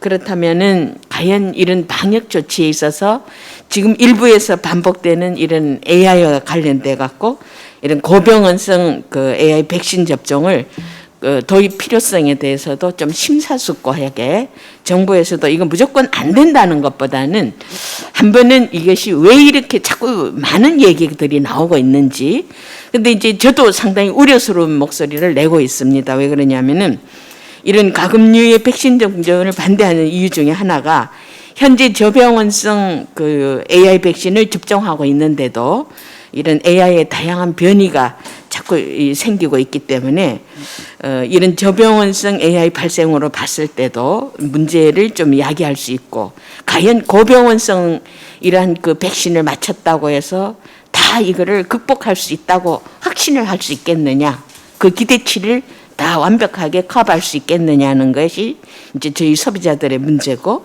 또 최근에 가까운 중국에서도 95년도 백신 도입 이후에 AI 변이가 일어났다는 보도가 계속 나오고 있습니다. 그래서 이런 걸 봤을 때 좀 정부가 이 연구 관계라든가 또 고병원성에 대해서도 지금 AI 백신이 지금쯤에서 얘기가 나오는 거에 대해서도 한번 접근을 해서 정부의 로드맵을 좀 한번 발표를 해줄 필요도 있다고 생각합니다. 앞으로 방역 정책을 최소 비용으로 해서 동물 복지도 생각하고 환경도 생각하고 경제성도 생각하는 이런 여러 가지 측면을 아울릴 수 있는 것 이런 것 등의 대책이 앞으로 뭔가 하는 거를 좀 제시를 해줘야 된다는 거죠. 그래서 우리는 막대한 세금을 부어서 이렇게 모든 살처분을 했지만은 또 소비자는 이런 막대한 세금을 들여갖고 또 비싼 또 달걀을 먹어야 되고 또 과연 이 소비자들이 이 달걀이라는 거는 아주 서민들에 있어서 단백질 공급에서 중요한 역할을 하고 있다는 거죠. 그랬는데 이런 것마저도 지금 현재 소비자들이 일종의 상당히 압력을 받아야 되느냐. 그래서 그런 것 등에 대한 신중한 판단을 좀 해야 될 필요성이 있다는 거를 저는 내서 좀 우려를 좀 나타내고 있고요. 그 다음에 이제 이런 고병원성 AI 백신 접종을 시작했을 때 혹시라도 지금 뭐 이거하고 꼭 비교할 건 아니지만은 지금 현재 우리가 코비드19도 지금 뭐 자꾸 변이가 일어나고 있습니다. 근데 과연 뭐 아까 우리 교수님 발표할 때 황인환 교수님께서 뭐 그린 백신이다 해서 식물성으로 한다고 하지만은 이제 혹시라도 이게 만약에 맞지 못했다면은 우리나라가 지금 실시하고 있는 이런 가축 청정화 정책에 있어서 물 건너가는 격이 아닌가 이것도 이제 또 생각이 되고 또 이런 백신을 도입한 국가로부터 예를 들어서 시장 개방 압력을 받았을 때 과연 우리는 그 수입을 어떻게 막을 수 있게 될 것인가 이것도 한번 충분하게 생각해서 이게 결국은 뭐냐면은 소비자와 생산자를 고려할 수 있는 문제이기 때문에 그런 것도 좀 충분히 고려해 봐야 되지 않겠는가 하는 것을 얘기를 드리고 싶고요. 그다음에 이제 이 백신 접종이 또 이제 일종의 가격에 있어서 경제성을 자꾸 얘기를 하는 경우도 있는데 과연 그만큼 중요하게 생각한다면은 이게 안전성에 대해서도 정말 확보할 수 있는 건지 이게 좀 입증이 돼야 된다는 거죠. 그래서 물론 경제성도 중요하지만은 국민에 있어서의 안전성 이게 가장 기본적으로 확보될 수 있다면은 이런 우리가 지금 현재 이야기하고 있는 이런 백신 정책에 있어서 좀 적극적으로 나갈 수 있겠지만은 그런 거를 정부가 좀 적극적으로 더 연구도 해야 될 것이고 아마 나름대로는 아마 그 항원뱅크를 갖고 있으니까 연구를 하실 겁니다. 그렇지만은 지금 현재의 입장에서는 어느 정도 정보가 와 있는지 이런 것도 좀 궁금하기 때문에 그런 것도 좀 정보를 공유할 수 있도록 해줬으면 좋겠다는 걸 좀 말씀을 드리고 어쨌든 이번에 이러한 과도한 살쪄본 정책이 우리는 앞으로는 더 이상 생기지 않도록 지향해야 되겠고 뭔가 국민들도 생산자와 모든 국민들이 합리적으로 갈 수 있는 이런 정책이 나와야 된다고 생각하고 있습니다. 그래서 지금 이 AI 백신에 있어서 그 고병원성이 과연 도입을 해야 될 것이냐 말아야 될 것이냐 뭐 찬성이냐 반대냐 뭐 그런 이야기를 뭐 지금 현재 이 자리에서 하기에는 그렇고 어쨌든 이 마당에서 뭔가 지금 이걸 최소화시킬 수 있는 이 방법은 무엇인가 하는 걸 오다가 보니까 아마 여기까지 온 것 같습니다. 그래서 정부도 이제는 좀 귀한 문을 열어놓고 좀 뭔가 한 번쯤은 한번 깊이 고려를 해서 그런 중장기적 로드맵을 갖고 국민들과 함께 갈 수 있는 이런 정책이 될 수 있도록 해줬으면 좋겠습니다. 이상입니다. 감사합니다. 그 날카로우면서도 아주 포괄적인 시각의 접근법을 주문을 해주셨는데요. 사실 국민과의 소통 문제나 그 결과에 대한 피드백 문제는 정말로 중요하고요. 또 이런 이번 사태에서 보듯이 지나친 살처분 정책으로 인한 여러 가지 부작용이 크기 때문에 식량 안보 차원의 그 적정 가격이나 안정적 공급 방안까지도 고려해 달라. 또 백신 접종 관련해서는 여러 가지 시각에서 다각적인 검토가 필요하다. 접종해야 한다, 말아야 한다 이런 시각이 아니라 다각적으로 검토를 해보자. 예컨대 뭐 접종 효용성이나 하고 나서 소비자에 대한 안전성은 어떤지 또 그 여러 가지 그 백신 접종 후에 나타날 여러 가지 수입 압력을 어떻게 버틸 거냐, 청정화 전력은 어떤 거냐, 좀 총체적으로 어떤 로드맵을 좀 제시해 달라 이런 의견을 주셨습니다. 뭐 어느 하나도 거부할 수 없는 아주 중요한 내용인 것 같습니다. 감사드리고요. 다음에는 이제 우리 또 들어가시기 전에 제가 한 가지 아까 말씀드렸는데 저희들이 식물에서 만든 백신을 하고 나면은 수입 그러니까 우리나라가 백신을 하고 있기 때문에 바이러스에 감염된 거하고 구별하지 못한다 이런 그 우려이신 것 같은데 저희들이 제조업 백신은 기본적으로 그걸 해결하고 있습니다. 그래서 제주도에서 지금 제조업 백신 돼지열병을 도입을 하려고 하는 거거든요. 제주도에서는 실제로 지금 육지에서 하고 있는 그 돼지열병 백신을 우리는 안 하겠다. 왜냐하면 청정 지위를 확보를 해야 되겠다. 그래서 거기는 제조업을 하고 있고 그래서 지금 저희들이 이미 거기 필드 테스트 들어갔었고 계속 아마 진행이 될 것 같습니다. 그래서 다른 여러 가지 이슈들은 뭐 다 당연히 고려해야 되는데 이런 문제는 이제 사이언티픽하기 때문에 제가 조금 정정해서 말씀드립니다. 네, 그건 그린 백신만의 문제가 아니라 어떤 백신이든지 접종을 하면 중국과 같은 백신 접종국에서 중국의 가금 산물을 수입해라 그러면 같은 조건에서 우리가 거부할 무역 분쟁에 의해서 거부할 명분이 사라지거든요. 그런 문제를 얘기하고 있는 겁니다. 자, 그 다음에는 우리 동물 보호하고 동물 복지 면에서 굉장히 큰 역할을 해주고 계시는 우리 조희경 대표님 말씀 듣겠습니다. 저는 소속이 그러하도 제가 어떤 얘기를 할지는 아마 다 그냥 끝이 늘 불리합니다. 끝이 하시면 너무 뻔한 얘기를 할 거라고 생각하실 것 같아요. 근데 정말 그 뻔한 얘기가 근데 근본입니다. 문제는 전체 이 인간 삶과 더불어 동물, 자연 모든 거에 대한 근본의 문제이기 때문에 우리가 밑빠진 독의 어떤 원인 분석이라든가 근본을 논하지 않고 계속 얘기하는 건 결국 밑빠진 독을 계속 가지고 논쟁하자는 것밖에 안 되는 거기 때문에 그 얘기를 이제 안 할 수가 없는 거고, 다행인 것은 오늘 이제 발제하신 분들이라든가 발표하신 분들이 이제 동물의 사육 환경을 또 말씀해 주시고 과도한 살처분의 문제점을 말씀해 주셔서 그런 부분에서는 이전보다 훨씬 이제 많이 인식들이 바뀌어 주시고 그 중심이 조금씩 이제 변화가 되고 있구나라는 생각을 했습니다. 저 감사히 생각을 했고요.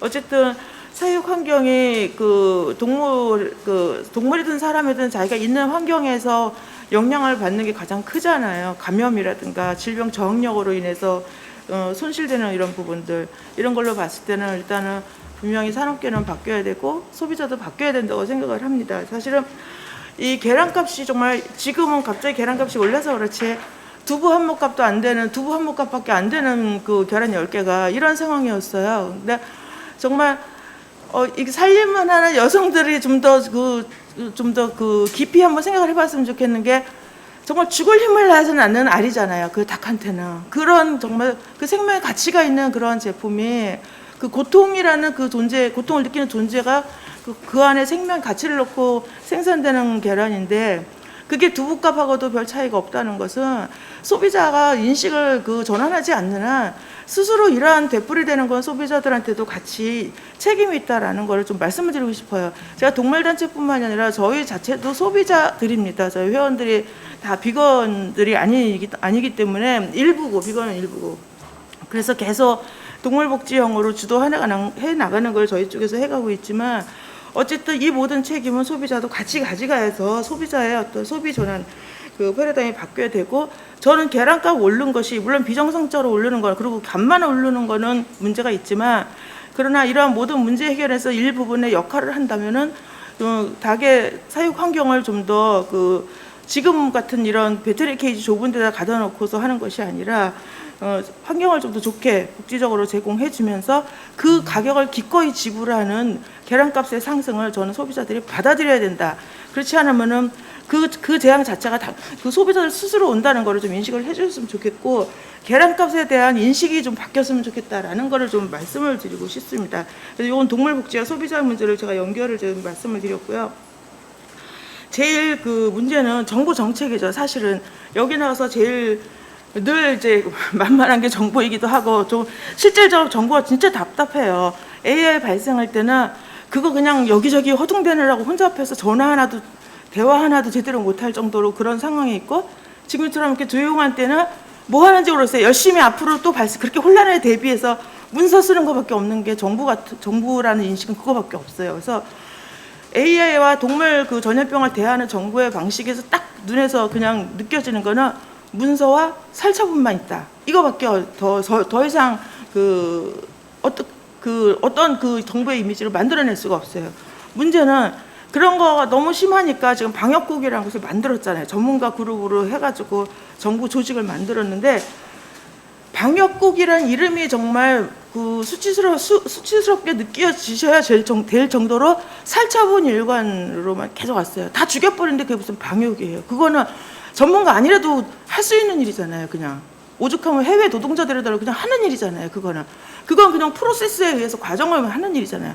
그럼 방역국이라는 것이 왜 존재하는가에 대해서는 정확하게 좀 명확한 것을 정부가 좀 방역국의 필요성에 대해서 그 역할에서 명확한 어떤 그런 걸 제시를 해줘서 그 존재 가치와 이런 동물 전염병 확산했을 때 대응, 이런 부분들에서 존재 가치를 분명하게 하는 정부 태도가 필요하다라는 걸 말씀드리고 싶고, 또 그동안 이제 발제하신 분들 얘기를 쭉 들으면서 그동안 많이 있어 왔던 거, 그리고 현재 진행되는 이런 여러 문제점을 좀 다 놓고, 백신의 문제점이든 동물복지 문제점 이런 거 다 어떤 그동안에 있어 왔던 그 현상들을 좀 조사해서 기록으로 해서 백신에 대한 필요성이든 동물복지의 필요성 같은 모든 여러 가지 이런 부분을 좀 조사를 통해서 그 조사를 근거로 전문성을 좀 가지고 토론해서 좀 결과물을 도출해낼 수 있는 이런 작업들이 좀 더 국민들이 좀 알 수 있을 정도로, 국민들이 느낄 수 있을 정도로 좀 적극적인 그런 어떤 해결한 도출을 정부가 좀 책임을 가지고 이끌어줬으면 좋겠다라는 말씀을 좀 드리고 싶고요.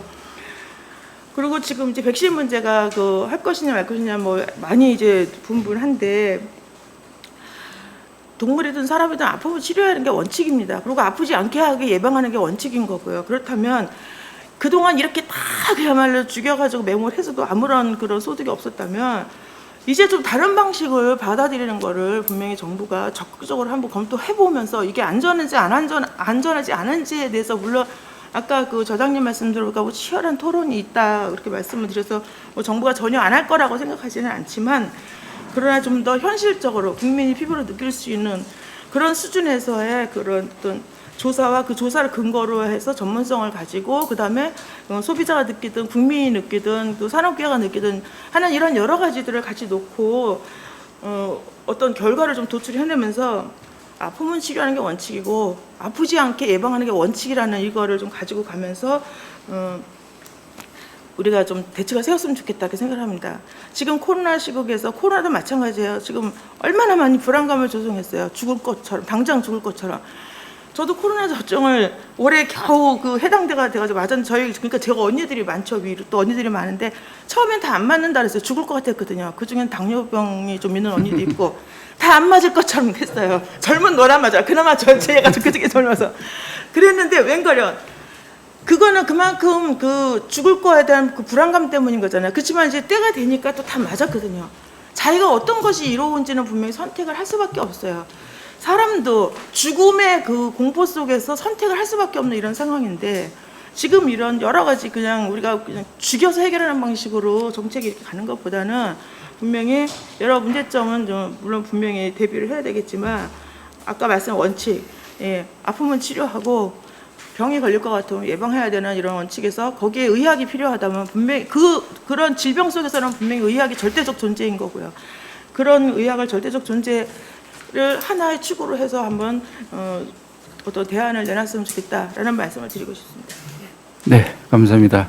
또 제가 한 말씀 드리겠는데 하실 우리 줄 조혜경 알았습니다. 대표가 소비자가 책임이 있다는데 뭐가 소비자 책임인지 나는 이해가 안 가고 중요한 거는 소비자는 결국은 뭐냐면 정부가 안정적인 공급과 적정 가격 해줘요. 이거는 정부의 책임이에요. 그 소비자는 뭐 계란이 뭐 우유값은 커피는 한 잔에 얼마입니까? 6,000원, 5,000원이에요. 그걸 자꾸 비교하면 안 된다는 거죠. 계란이라는 거는 평상시에 지속적으로 먹는 생활 필수 식품이에요. 그러니까 그런 거에 대한 가격이 안정적으로 되고 그거에 대한 가치는 소비자는 당연하게 예를 들어 환경적 가치라든가 이랬을 때는 그 가치 비례해서 돈을 더 줄 수는 있어요. 그러나 이게 널뛰기 하듯이 하는 가격은 이건 정부 정책도 잘못됐고 생산 수급이 잘못되고 있다는 거예요. 그게 왜 소비자 잘못입니까? 제가 말씀드린 거는 널뛰기에 대해서 비싼 게 당연하다 이 말씀을 드린 게 아니고요. 그 널뛰기는 당연히 가격 잡는 건 정부 역할이 맞습니다. 근데 소비자의 의식 전환은 분명히 윤리적인 소비 의식의 변화는 필요하다는 말씀을 분명히 드리고 싶은 거예요. 싼 거 해서 저기 회장님도 여성이잖아요. 그 결혼하시는지 제가 잘 모르겠는데 전 안 해가지고.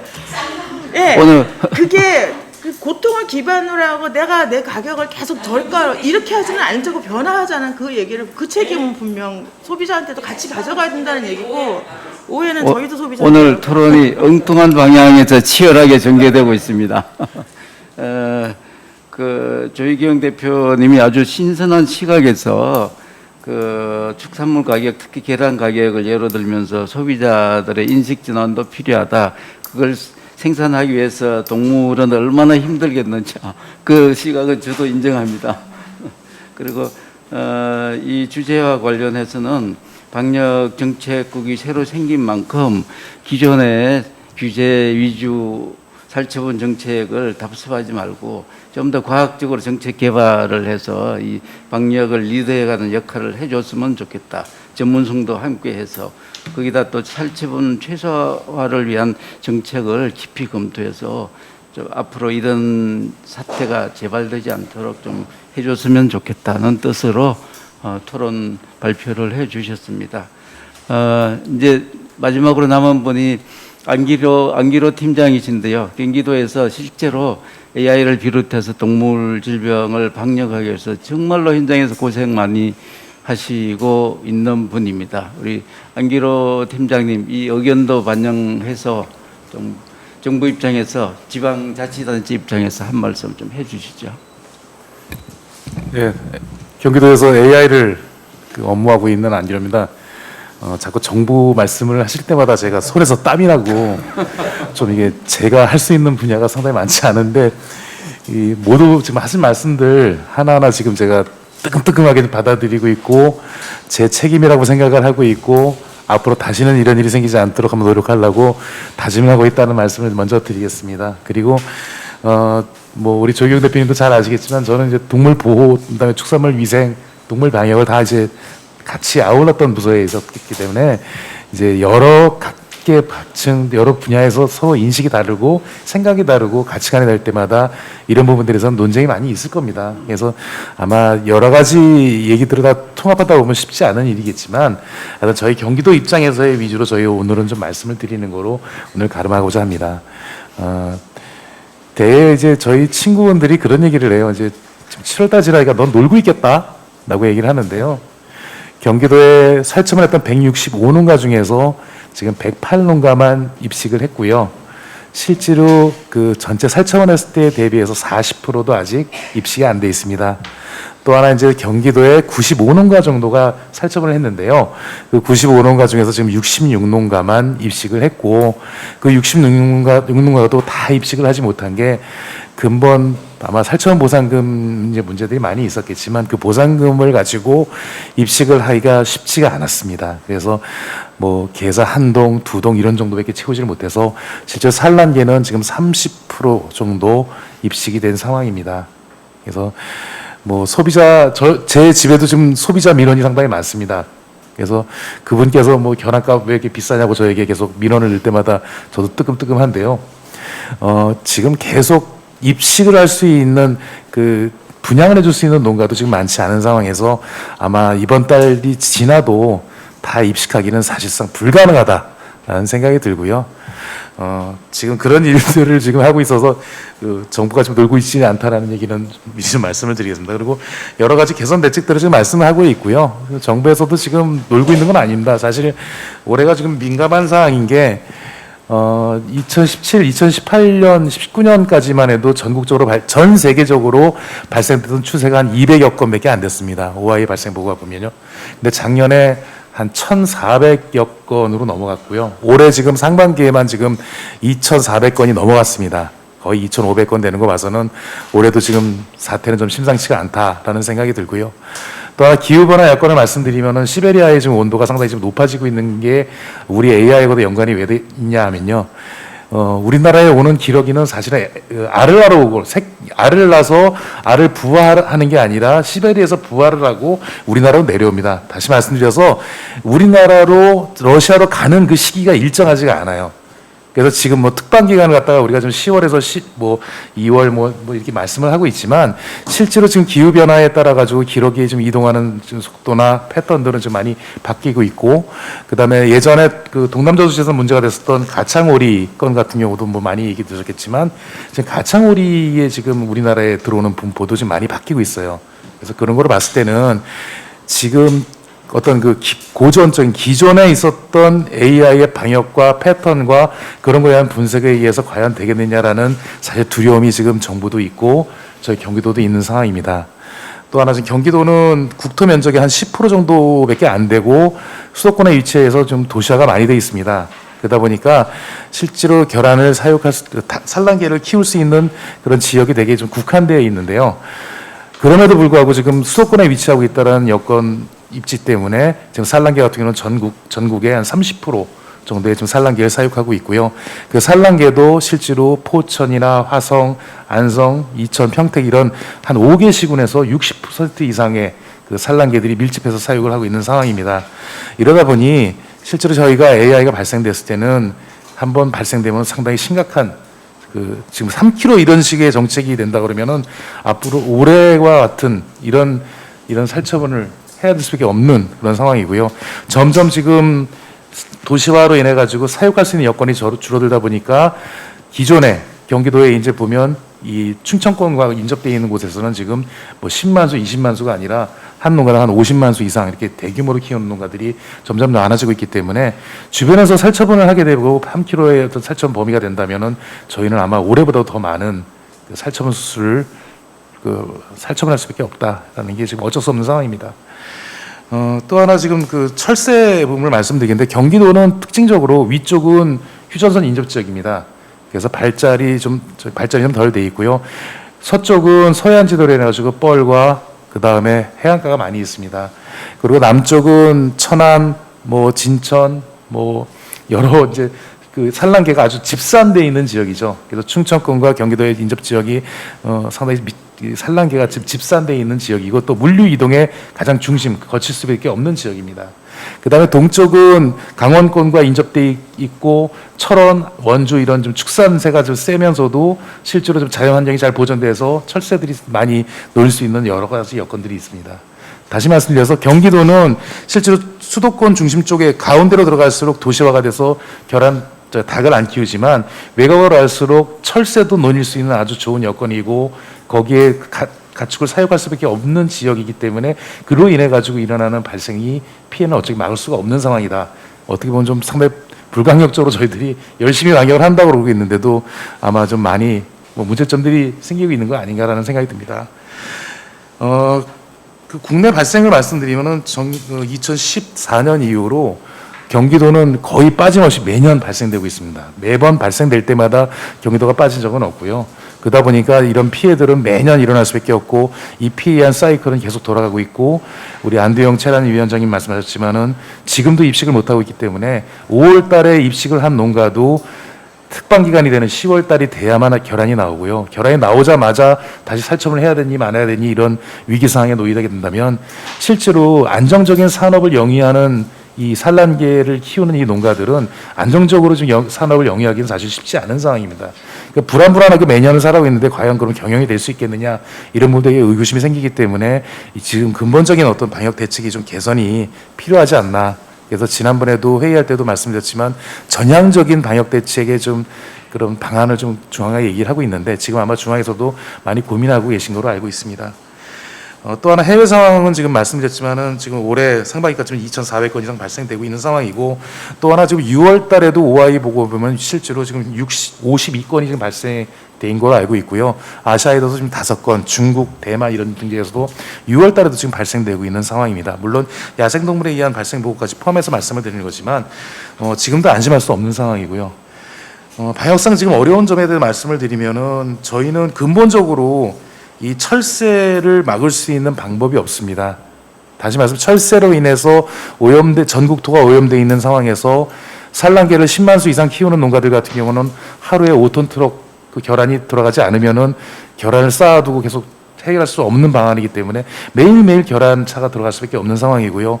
그다음에 개분 차량도 어쩔 수 없이 뒤로 밖으로 나가서 지금 쭉 빼다축 얘기하지만은 지금 계속적으로 방역의 개선, 그물망이나 이런 걸 설치해서 방역에 대한 대책을 지금 마련하고 있지만은 여전히 지금 개분 차량에 대한 이동도 어쩔 수 없는 상황입니다. 또 하나 저희가 그 방역 시설이 상당히 지금 이 가금 농가들이 좀 올라와 있는 건 사실입니다. 저희가 2003년 AI 최초 발생 이전까지만 해도 실제로 소독이나 이런 방역에 대한 어떤 그런 인식이 사실 없었던 것도 사실입니다. 그러나 그 이후 지금 계속 발생이 됐고 2014년 대규모 발생, 2017년도에 또 폭발적으로 대규모 발생이 일어난 이후에 많은 자성들이 있었고요. 왜 문제가 생기는지에 대한 많은 대책들이 나왔고 또 하나 이제 GPS, ICT 산업들이 많이 발달되고 나서 어떤 이력이나 이런 것들에 대한 체계도 지금 많이 업그레이드 된 상황이고 실제 산란계 농가에서 어느 차들이 들어와 있고 어느 차들이 어느 결란이 어디로 이동하고 이런 것들이 이력제를 통해서 많이 체계가 돼 있고 관리가 되고 있는 상황입니다. 그럼에도 불구하고 올해 이렇게 충격적으로 많이 발생됐다는 상황들은 저희로서도 상당히 당혹스러울 밖에 없고요. 또 하나 여러분들께 말씀하셨지만은 수평 전파보다는 농가 하나하나의 발생, 다시 말해서 수식적인 전파들이 많이 일어났다는 점을 봤을 때는 저희에서도 3kg 살처분에 대해서 지금 많이 어떤 대안이 필요하지 않나라는 얘기들 많이 하고 있는데 사실은 중앙 차원에서의 생각을 해 본다면 노백신이 제일 좋죠. 백신을 안 하고 어떤 질병을 컨트롤할 수 있는 것이 상당히 좋을 수 있는데 지금 경기도 입장에서는 사실은 좀 여건은 그렇지가 않다라는 생각에 지난번 회의에서 때도 백신에 대해서 좀 저희가 경기도 만이라도 특히 경기도 만이라도의 경기도도 5월이나 토종 딱이나 육개가 아닌 경기도의 산란계하고 종계에 의해서만 딱 그런 제한적으로 해가지고 시범적으로만 한번 해봐서 어떤 그 방역에 어떤 좀 대안이 있었으면 좋겠다라는 이제 건의를 많이 드렸는데 지금 현재 좀 많이 고민 중에 있는 걸로 알고 있습니다. 그래서 그 부분에 대해서는 건의를 드리고 다만 저희 경기도 입장에서는 여러 가지 지금 뭐 살처분 할 수 있는 어떤 매몰지가 마땅치 않을 뿐만 아니라 지금 농가 입장에서도 경영상 좀 많이 문제들이 생기고 있고 특히 이번 보상금 문제 때문에 저 같은 경우도 올해 발생이 됐을 때 과연 농가들이 이렇게 신속하게 살처분을 할 수 있겠느냐라는 좀 두려움도 있고 그래서 최소한 사처분이나 발생이 최대한 안 되는 방향 쪽으로 저희가 건의를 많이 좀 드리고 있다는 말씀을 드리고 가름하도록 하겠습니다. 네. 이상입니다. 수고하셨습니다. 그 경기도가 방역 정책 부서는 아니지만 방역 실행 부서지만 많은 고민을 하고 있다. 이런 말씀이고 또 그 상황 변화를 적극적으로 방역 정책에 반영해야 된다. 예컨대 철새가 점점 터세화 기후 변화로 인한 터세화되는 경향이나 아니면 뭐 사육 규모가 너무 커져가지고 살처분 규모가 앞으로 커질 수밖에 없으니까 업계에서도 이런 부분도 조금 절제하는 노력도 필요해 보인다는 걸 은근히 말씀을 돌려서 하신 것 같습니다. 그다음에 백신 접종 안 하고 조기 건설하면 가장 바람직하지만 힘드니까 경기도 입장에서는 시범 사업이라도 좀 했으면 좋겠다 이런 의견을 말씀해 주셨습니다. 혹시 지금까지 말씀 다 하셨는데 꼭 이 부분은 좀 해야 되겠다 그런 부분이 있으면 간단하게 좀 해주십시오. 시간이 토론을 치열하게 좀 유도해 달라 그래가지고 발언을 안 끊고 있을 때 지금 3시간이 됐거든요. 예, 간단하게. 먼저 이렇게 정말 많이 바쁘신데 우리 산업은류에서 진짜 오늘 막 좋은 말씀 많이 해주시고 또 소비자 또 회장님 또 조현 대표님 이렇게 다 여러 가지 말씀하셔가지고 간단하게 좀 말씀드리면 그렇습니다. 우리 생산농가 입장은 소비자가 또 있어야 되고 또 소비자는 또 저희들이 있어야 되고 그래서 초대에 말씀드린 것처럼 하나의 저희들은 생산을 해서 정말 신선하고 좋은 계란을 적절한 가격에 소비자한테 공급을 하고 그래도 신선날은 여지껏 수입을 안 하고 우리 국내 계란을 소비자들께서 많이 지금 드시고 하셨거든요. 그러니까 저희가 생산자 입장들은 정말 너무 감사한 거예요, 이게요. 그래서 그거에 하나의 일원으로서 좀 소비자하고 우리 생산자의 관계 이렇게 저희는 생산을 하면은 누군가 이거를 먹고 이렇게 좋다고 해서 해야 되고 소비자는 또 적절한 가격에 좋은 단백질을 공급하는 게 맞잖아요. 그러니까 농민부도 초대 말씀드린 것처럼 우리 생산 농가를 하나의 식량 자원의 파트너십으로 좀 이렇게 끌어들여가지고 이런 정책을 해주시면 좋겠고 한 가지만 말씀드리면 저희 농가들이 사실은 CCTV 설치가 의무화돼 있어가 솔직히 저희들은 방역복 옷 갈아입는 것까지 전실까지도 다 찍어가지고 가야 돼요. 사실은 정말 이거 사생활 침해고 정말 그런 것까지도 어떻게 보면은 야 우리가 과연 이렇게 우리 일거수일투 찍어서 보내면서까지 닭을 키워야 되나 이런 어떤 뭐 자괴감이랄까 이런 것도 굉장히 농가들이 많아요. 야 과연 이걸 몇십 대 갖다가 우리 방역복 갈아입고 다 벗고 하는 건 아니지만은 신발 신고 안 신고 정말 이게 만약에 신발을 안 신고 들어가고 하얀 장갑 흰색 장을 안 신었는데 과태료 1,000만 원, 500만 원 받아야 되냐 이런 거에 대해서 농장들이 어떻게 보면 자존감이 굉장히 많이 내려가 있어요. 우리가 어떻게 보면 감시 아닌 물론 잘하자고 하는 거지만 그래서 저는 그렇게 감시하는 잣대보다는 야 너희들이 생산 농가들이 우리 파트너야. 우리 식량이 중요한 아주 계란을 하고 있으니 같이 논의하자. 좀 이래가지고 좀 얘기도 들어주고 이렇게 전문가 또 교수님들 박사님들 이런 분들이 같이 또 얘기해 주시면 듣고 해서 정말 하나의 저희도 국민이고 정말 세금 내는 국민이니까 하나의 일원으로서 좀 봐줬으면 좋겠어요. 제가 늘 다니면서 느끼는 게 정말 그런 생각을 너무 많이 드는 거예요. 야 이게 산란계가 저희는 시설 투자비가 사실은 조금 숫자만 해도 30억, 50억, 100억씩 투자하거든요. 100억 투자해서 매출이 30억, 40억 중소기업 운영하는 사장들이 어떻게 그 정도로 되거든요. 근데 야 우리가 어떻게 이렇게 뭐 대우를 잘해달라는 이런 것도 아니고 그냥 하나의 어떤 이 산업의 중요한 식량 자원의 계란이란 정말 중요하잖아요. 이거를 같이 하는 이론으로 좀 봐주시고 얘기를 같이 보면 만약에 AI가 왔어 지금처럼 무슨 문제가 생겼어 그러면은 여지없이 이거는 국가에 나서가 야 뭐가 문제야 그래 어떻게 하면 빨리 될까 이런 고민해서 참 지원도 해줘가지고 빨리 누릴 수 있게 안 되면 돈을 좀 빌려줘가지고 어떻게 보면 닭을 넣게 하든지 이런 정책을 조금만 논의하면은 어떻게 보면 안정적인 계란 가격이 빨리 올 수 있겠죠. 저희는 생산을 하니까 알아요. 아 어떻게 하면 빨리 날 수 있겠구나 이런 거 알거든요. 그래서 또 조현 대표님 말씀하셨지만 복지에 대한 이런 것도 산업 측면 복지 계란 같이 가야 되고 이것도 같은 사회적인 합의가 우리가 또 있어야 돼요. 소비자분들하고. 그래서 이거는 이 산업은 누구 한쪽에서만 야 이건 아니다가 아니라 저희 산란계도 이제는 2세 경영이 굉장히 많이 들어갔습니다. 산란계 2세들은요 정말 다 똑똑한 친구들이 되게 많아요. 외국에서 공부하고 박사하고 한 친구도 많고 그래서 이 산업을 생각하는 게 지금 많이 변했어요. 저희가요. 그래서 그전처럼 옛날에도 뭐 열심히 하고 1세대들이 땀 흘리고 하나하나 했다면 지금은 아주 굉장히 스마트한 친구들도 많고 생각이 많이 변했고 다 저희가 열려 있습니다. 그래서 뭐든지 같이 가려고 지금 하고 있거든요. 저희가 밖에서 어떻게 보면 잘못 비춰지는 것처럼 우리만 그러지도 않고 결국은 소비자가 있어야 되고 그래도 저희가 농림부 꼭 있어서 농림부 그늘에 들어가야 된다고 그렇게 우리가 하면서도 얘기를 하잖아요. 저 역시도요. 지금도 이렇게 농림부 막 얘기하지만은 항상 더 농림부 가면 농림부한테 정책 얘기하고 우리 같이 일해야 돼요. 정말 그래서 하나의 일원으로서 우리 산란농가를 봐주고 지금의 상황은 비상 상황이거든요. 사실은요. 수입을 6월달까지 연말까지 해도 될까 말까 이런 비상 상황에는 농장들이 어떻게 보면 빨리 좀 입식하고 농장의 어떤 제도 같은 거를 조금은 질병을 먼저 막는 게 본질이 질병을 막아야 되니까 많은 제도들 이런 거 같은 경우는 잠깐 뭐 1년 유예든가 이런 걸 해가지고 질병을 막는데 더 초점을 맞춰가지고 물가 안정에 초점할 수 있게 해줘야 되는데 이건 이거대로 저건 저거대로 사실 수입하는 것도 보면은 전 세계 최초로 저희가 산란 일자를 찍잖아요. 수입하는 것도 와서 찍어요. 그러니까 농가들 입장은 야 우리는 여기서 농장에서 매일 찍는데 저건 가져와서 언제 난 건지 모르는데 찍는데 가만히 있어. 이러니까 저희도 한 말 없고 선별포장업 제도도 마찬가지고 해썹 제도도 마찬가지고 해썹이요 수백 가지예요.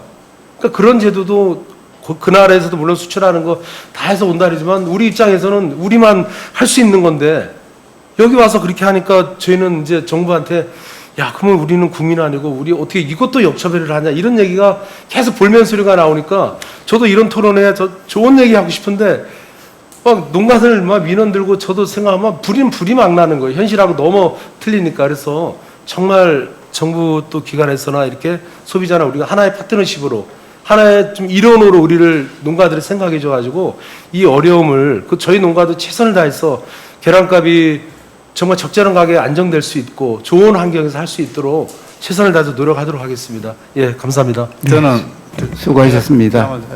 예. 저는 사실은 이렇게 생각해요. 저도 작년하고 올해하고 그 농장들을 둘러보니까 저는 정부의 그 방역 정책이 사실은 좀 굉장히 큰 문제가 있다고 생각해요. 왜냐하면 지금 우리가 축산국하고 방역국이 만들어졌는데 축산국의 방역 정책하고 이제 방역국의 방역 정책이 전혀 달라지지 않았고요. 달라지지가 않았어요. 그리고 농장주들한테 방역의 책임을 지금 정부가 엄청나게 물리고 있습니다. 그러다 보니까 농장주가 아까 우리 조혜경 대표님이나 우리 김연아 대표님 말씀처럼 동물 복지를 할 돈이 없어요. 왜냐하면 방역에 너무 돈을 많이 드니까. 그러다 보니까 실제로 저희들 일선에 있는 임상 수의사도 방역에 책임을 못 지고 있어요. 왜냐하면 정부가 바로 농장에다 이야기를 하고 있으니까. 그 중간에 임상 수의사가 없어요. 닭, 가금 전문하는 수의사들도 아무 필요가 없고요. 오리를 전문으로 치료하는 수의사도 아무 필요가 없어요. 그래서 농장주 분들을 만나보니까 그분들이 그래요. 제발 공무원들이 안 오면 좋겠대요. 수의사를 좀 보내달라고 그분들이 이야기를 해요. 너무 방역 책임이 사실은 농장주가 있는 거 아닙니다.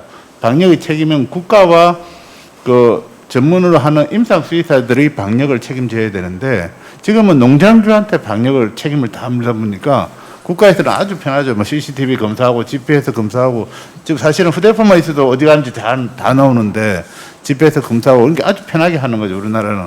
그래서 저희들이 보면 이제까지 그 방역 패러다임을 좀 바꿔야 되지 않겠나. 지금처럼 이렇게 하면 계속 살처분 일어나야 되고 해야 되는데 그래서 방역 패러다임을 바꿔야 된다고 저희들이 자꾸 정부에다 요구하고 있거든요.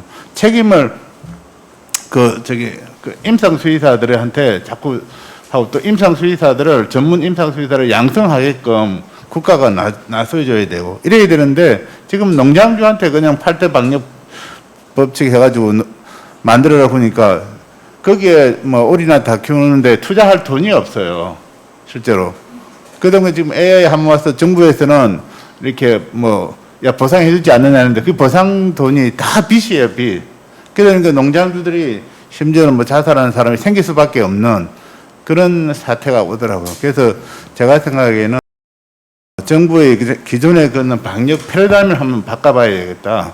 그런 생각이 저도 다니면서 하고 있고 또 농장주들도 그 이야기 합니다. 정부의 정책이 과학적이지 않다. 꼭 그 이야기를. 그리고 거기 시군구에 있는 공무원들도 또 그 이야기를 합니다. 정부의 정책이 과학적이지 않다. 오히려 이제 농림부만 과학적이다고 이야기하는데 하여튼 그 공무원도 현장의 공무원도 그렇고 현장에 일하시는 농장 그 사장님들도 그렇고 이 과학적이지 않다 부르는데 도대체 이걸 어디에 맞춰야 되는지. 그래서 제가 보기에는 그 방역의 패러다임을 이번 기회에 바꾸지 않으면 살처분 이거 정책은 계속 갈 수밖에 없다 이렇게 생각이 들더라고요. 네, 좋은 제안 감사합니다. 그 농가에서도 대량 살처분으로 참 현실이 어렵지만 농장을 관리하는 임상 수의사들도 그 관리할 농장이 없어지기 때문에 굉장히 어렵습니다. 그럼 모든 관련 업계들이 다 어려움을 겪고 있는 상황입니다. 그래서 정책 프레임을 좀 바꿀 필요가 있다는 생각입니다. 네, 이근행 소장님 간단하게 좀. 네, 저도 지금 말씀하신 이 방역 정책의 어떤 방향 전환에 대해서 이제 말씀을 드렸고, 그야말로 요번이 정말 중요한 계기고 기회라고 생각을 합니다. 게다가 요번 그 사태들을 겪으면서 이 자리처럼 모든 생산자로부터 소비자들까지 그리고 관련된 모든 단위들이 어떤 방향성에 대한 고민들을 같이 나누고 있는데, 사실은 오로지 지금 방역 행정 당국만, 그것도 중앙정부 특히 고위 당국자만 안 바뀌고 있습니다. 이거를 위해서 저희가 국회 쪽도 많이 압박을 했고 농해수위 쪽을 통해서도 압박을 했는데, 그쪽에서도 이게 여당이다 보니까 충분하게 얘기가 안 나옵니다. 그 아까 회장님 그 가축방역 심의회 말씀하셨지만 3kg를 정할 때도 그랬고 1kg로 바꿀 때에도 어떤 근거가 없습니다. 그리고 1kg로 바꾸면서 기자의 질의에 가축방역 심의회라는 게 있고 거기에 검토라는 게 다 있다, 이렇게 표현을 했습니다. 근거를 찾아보니까 제가 알기로는 심의에 열렸는지도 모르겠어요. 심지어 그래서 저희가 정보 공개 청구까지 했었습니다. 안 합니다, 그런 거. 대응을 안 해요.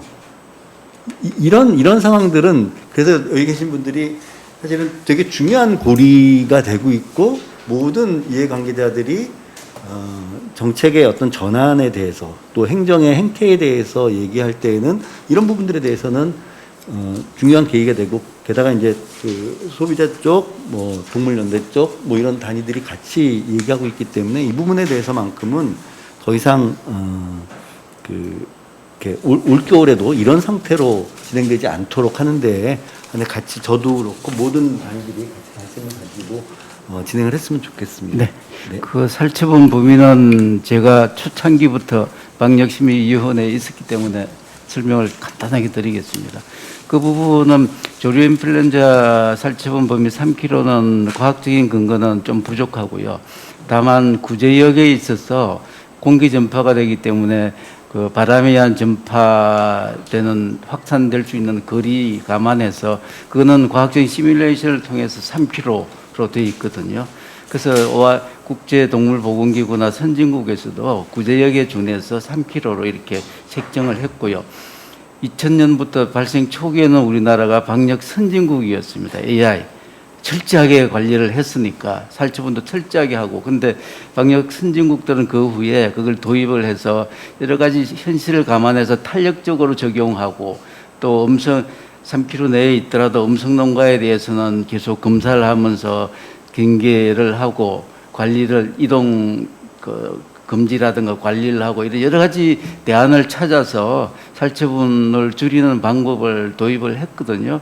근데 우리는 너무 3km 이내 살처분, 일괄 살처분만 주장하다 보니까 결과는 조기 건절로 좋지만 거기에 대한 그 동물의 생명이라든가 아니면 농가의 피해라든가 이런 부분이 고스란히 희생양으로 남아 있는 거죠. 그래서 지금 보면 우리가 너무 고식적인 이런 살처분 정책만 하다 보니까 선진국하고 실제 내부 내용을 들여다보면 세부 내용을 들여다보면 조금 여러 가지 조금씩 다 차이가 있습니다. 우리나라가 제일 강하게 살처분만 밀어붙이고 있는 이런 현실이죠. 그래서 총체적으로 이제 그런 부분을 오늘도 많이 말씀을 해주셨는데 추가 의견이 이제 없는 걸로 알고요. 오늘 주제와 관련된 부분을 이제 정리를 할까 합니다. 괜찮으시겠죠? 네, 그래서 오늘 그 주제 크게 두 개 예방살처분과 백신으로 보면 그 예방살처분도 기존과 같은 일괄적인 3km 내 살처분은 지양해야 된다 하더라도 검사를 해서 그 살처분 범위 내에 있더라도 음성농가라면 검사를 해서 관리해 가면서 면제해 줄 수 있다. 또 역학적으로 관련된 농가는 살처분하지만 그 외에는 조금 더 감시 활동만 강화하지 살처분에서 면제해 줄 수 있는 이런 부분도 고려하자. 이런 게 다 녹아 있는 것 같습니다. 그래서 오늘 말씀하신 것 중에는 그래서 예방 살처분 방법을 변경하자. 백신에 대해서는 뭐 왕도는 없습니다. 이게 백신 절대적으로 백신 접종을 채택해야 된다 말아야 된다 이것보다도 이 시점에서는 여러 가지 상황이 변했기 때문에 한 번쯤은 열어놓고 백신 접종 정책을 재논의해 보자. 정책적 논쟁이나 논의까지 차단할 이유는 없지 않느냐. 그런 쪽으로 그런 면에서 농식품부 정책부서에서 좀 더 이 소통에 신경을 좀 많이 써 주셔야 될 것 같습니다. 너무 김영란법이 좋은 구실이 됐어요. 안 만나는 걸로. 갖고 모든 소통 경로가 다 끊어져 있거든요. 전에 같으면 저녁 때 저녁 먹으면서 솔직한 얘기도 듣고 의견 교환도 하고 수용도 하고 했는데 지금은 그런 장치가 다 없어져 버렸습니다. 그러니까 실질적인 역할을 하는 방역 심의회까지도 유명무실하게 되었고 그 전날 이메일 보내갖고 중요한 것만 찬성하냐 아까 허주영 회장님 얘기했지만 찬성하냐 반대하냐 요것만 하는데 무슨 방역정책 심의회가 되겠습니까? 이런 여러 가지 부분을 정책 당국에서도 감안해서 관련 업체와 소통하는 데 많은 노력을 좀 해주실 것을 오지는 않았지만 부탁을 드리겠습니다. 오늘 1분만 딱 시간이 예. 있을까요? 제가 오늘 와서 발표를 했지만 제가 국가에서 조리독감 과제를 받은 적이 없어요.